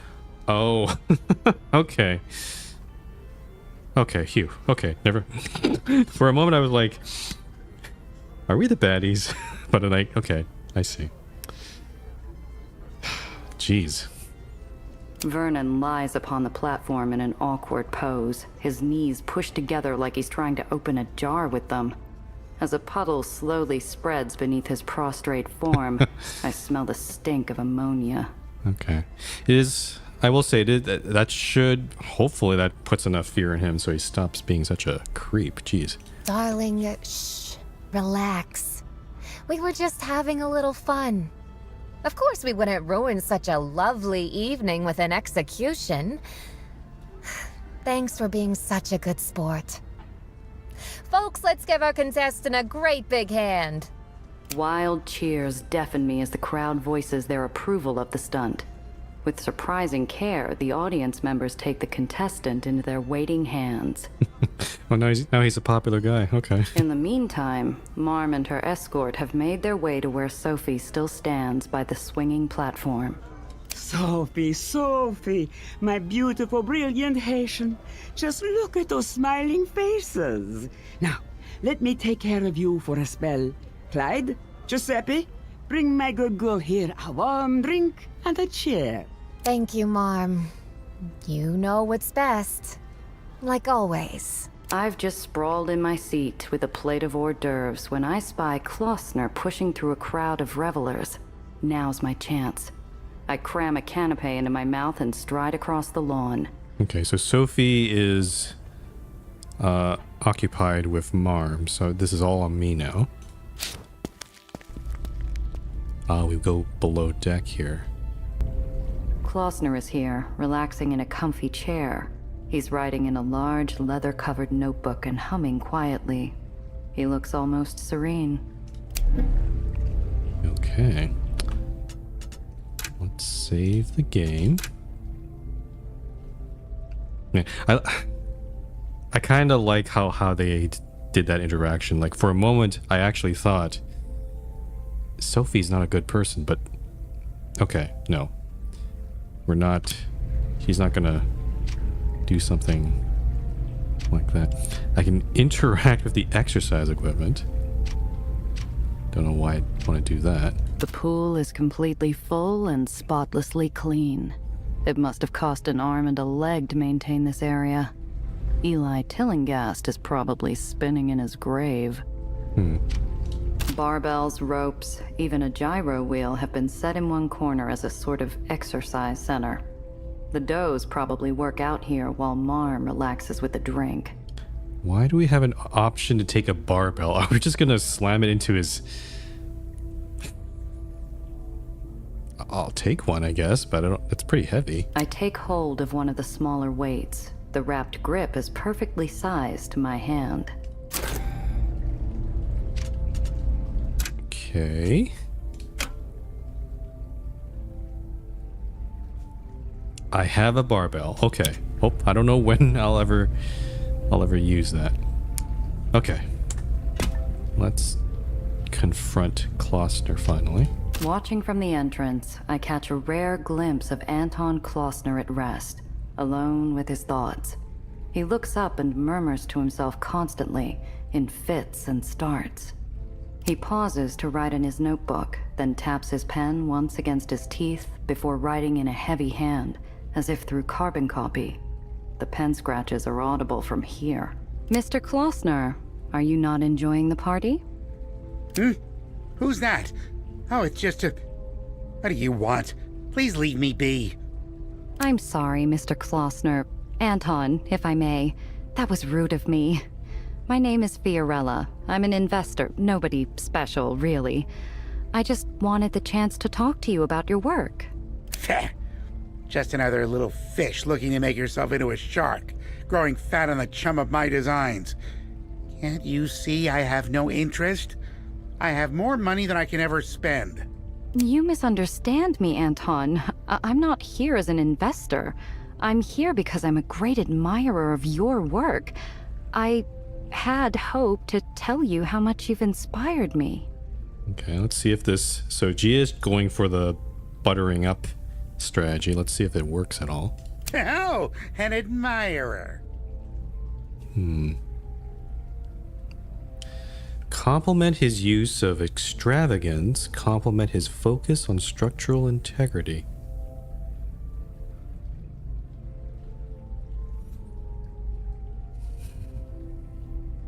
I feel like structural integrity might appeal to him more. Let's try this one. Your designs are not only beautiful, but practical, built to last. I'd be willing to bet that, barring disaster, your buildings will still stand just as firm in 500 years' time. Of course they're built well. You think I'd lend my name to just any ramshackle hut, disposed to blow away like so much straw? Stick to investment. You bore me. If you'll excuse me. Nope. Okay, I admit it. The truth is, I don't know how to express how I feel about it, but I can't stop thinking about Pandemonium. I remember first stepping into Pandemonium. I was overwhelmed. I had stepped into a perfect corner of a perfect world. The facade, the art, the lighting, everything felt significant. I like Gia's voice actor. She has incredible range. Like, she starts off, her real character is like kind of like, oh, the world is so dark and you got to be careful and all that sort of stuff. But when she needs to put on this facade, this basically act like an upper, basically. Yeah. An honest answer. I have the same feeling. My life is a struggle to surpass that work. But how did you come up with it in the first place? I've always wanted to know how it began. Will you ever publish your sketches or blueprints, or donate them to a museum? Impossible. I can never share the blueprints for Pandemonium, because they no longer exist, except in my head. Marm had the physical plans destroyed. Recently, in fact. Oh. Okay, are we gonna have to abduct him instead? Just like that, all our plans are flushed down the John. I've got to pivot somehow to get the information out of Klossner while he's here, in the flesh. Yeah, no, the only way I think is to take him. I think we have to kidnap him. I see. How are you finishing the rebuild without the blueprints? That must be quite a challenge. The answer, my dear, is patience. It took time, care, and my direct supervision. Mom was in touch with me constantly, but why are you so interested in the blueprint? Uh-oh, red alert. Uh-oh. Klossner's eyes slide off my face to the door beyond. I have to act fast. Flatter him or intimidate him?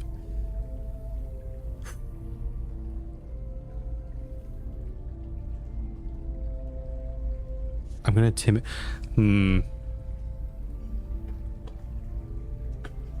Do I show my hand now?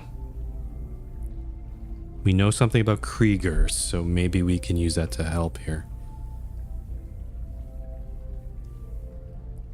Part of me kind of wants to intimidate here. Yeah, let's try it. Yeah, let's try it. I'm sick of indulging this Abercrombie's ego. I look over my shoulder, then I draw my gun, smooth as water, and jam the barrel into his ribs. I can feel my teeth bare in a hideous grin. Oh, okay. So, the blueprints are in your head? Let's see them. Or I'll go looking for them myself. My dear, you're very much mistaken if you think that's the first gun I've ever faced. Put it down this instant. I withdraw the gun, but only so it's more telling when I stick the barrel up under his jaw. You're not listening, Buster. Blueprints, now. Or you'll be chasing your head down Main Street. I can't lay the cheerful murderous act on Klossner like Sophie with the show on the platform, but the loaded gun lends an authenticity all its own. His defiant face crumbles into terror. Hands shaking, Klossner pens in more details on the pandemonium sketch. It's not anywhere close to perfect. After a couple of minutes, he hangs it up and pushes the sketch toward me. So we're just gonna get a sketch? That's all we're... It's not gonna be the most accurate thing. This just won't do, Mr. Klossner. Where's the rest of it? I know you didn't build pandemonium with this as a blueprint. Young lady, I've had several glasses of liquor and champagne, and you're forcing me to work at gunpoint. This is the best you're going to get, so take it or shoot me. Threaten to use brandy bottle. Threaten with barbell. Okay, there's the barbell. Threaten to drown him. Threaten to shoot him.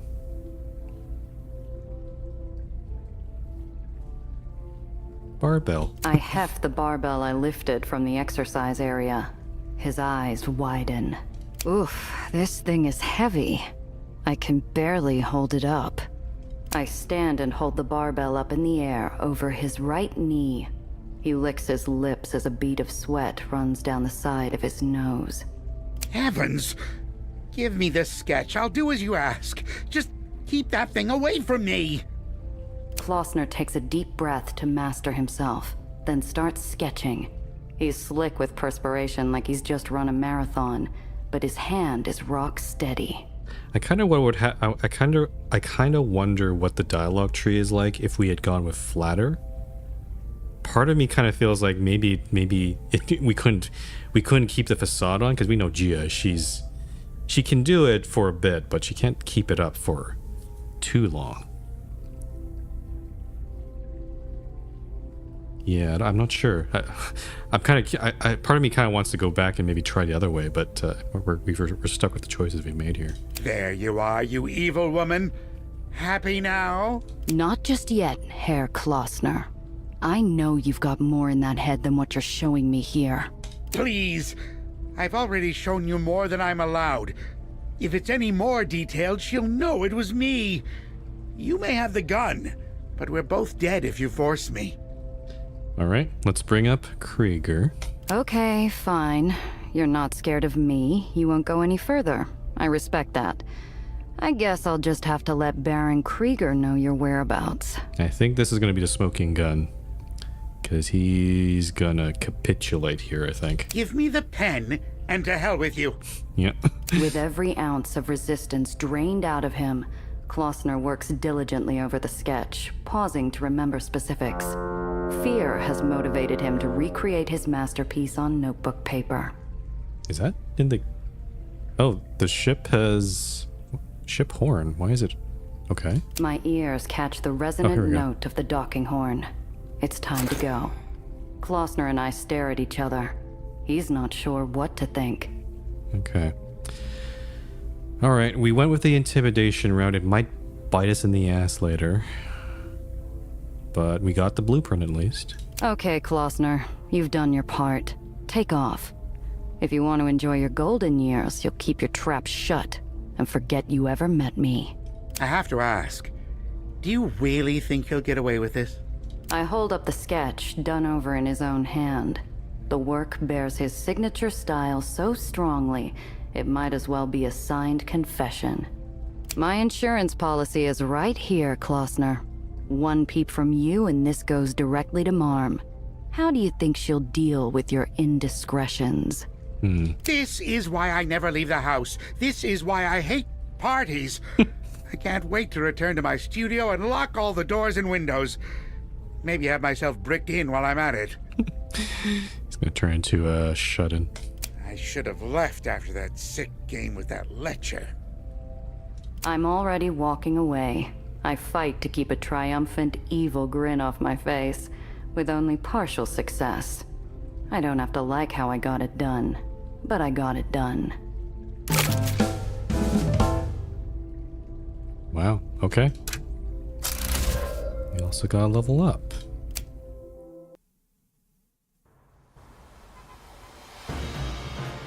Cool.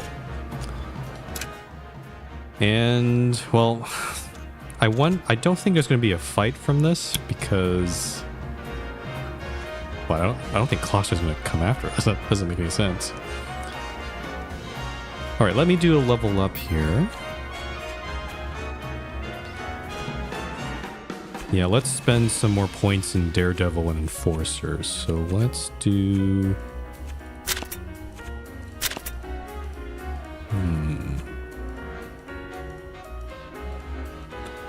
Let's do Daredevil for Cress here. And for Sophie, let's see.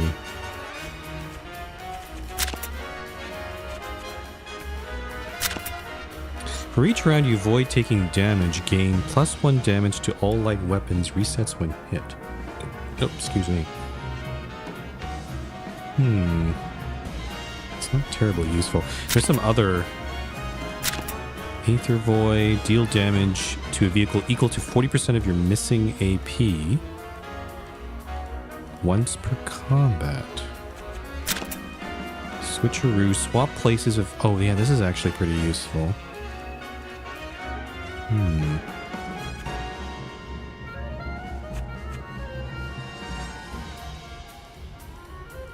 Part of me kind of wants to spend more...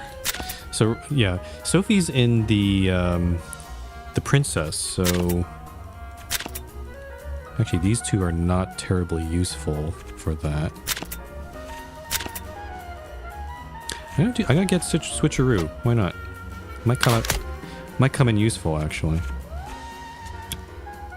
And then for Gia... Oh, I can't... oh, I can get... Oh, darn it. I should have chosen Enforcer for Cress instead, but... that's too bad. Yeah, let's get Daredevil, why not? Okay. Let's save the game. And I'm kind of debating whether I should continue or not. Been streaming for almost 4 hours. I think we did pretty... I think this is a pretty good stopping point here. We did pretty much... Like, we got through the two of the main quests. We still have this side quest, which I think I'll do next, and then we'll do...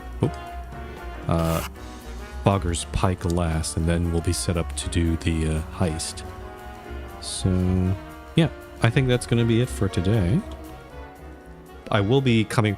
We'll come back to Aether and Iron tomorrow and finish it off. Or I don't know if... I don't think we'll finish off Dreamland, but we'll see. But yeah, no, this has been pretty fun. Yeah. So... yeah, so once again, Esoteric Ebb, I'm going to be playing in some other point. I need to find some other time to do it, but yeah, so tomorrow we'll come back to Aether and Iron, and then on Friday will be Airborne Empire when it comes out of Early Access. Thanks so much for watching. If you want to follow when I'll be live, be sure to follow me on Blue Sky or join my Discord server. And that's about it. Right, thanks for watching. And I will see you next time.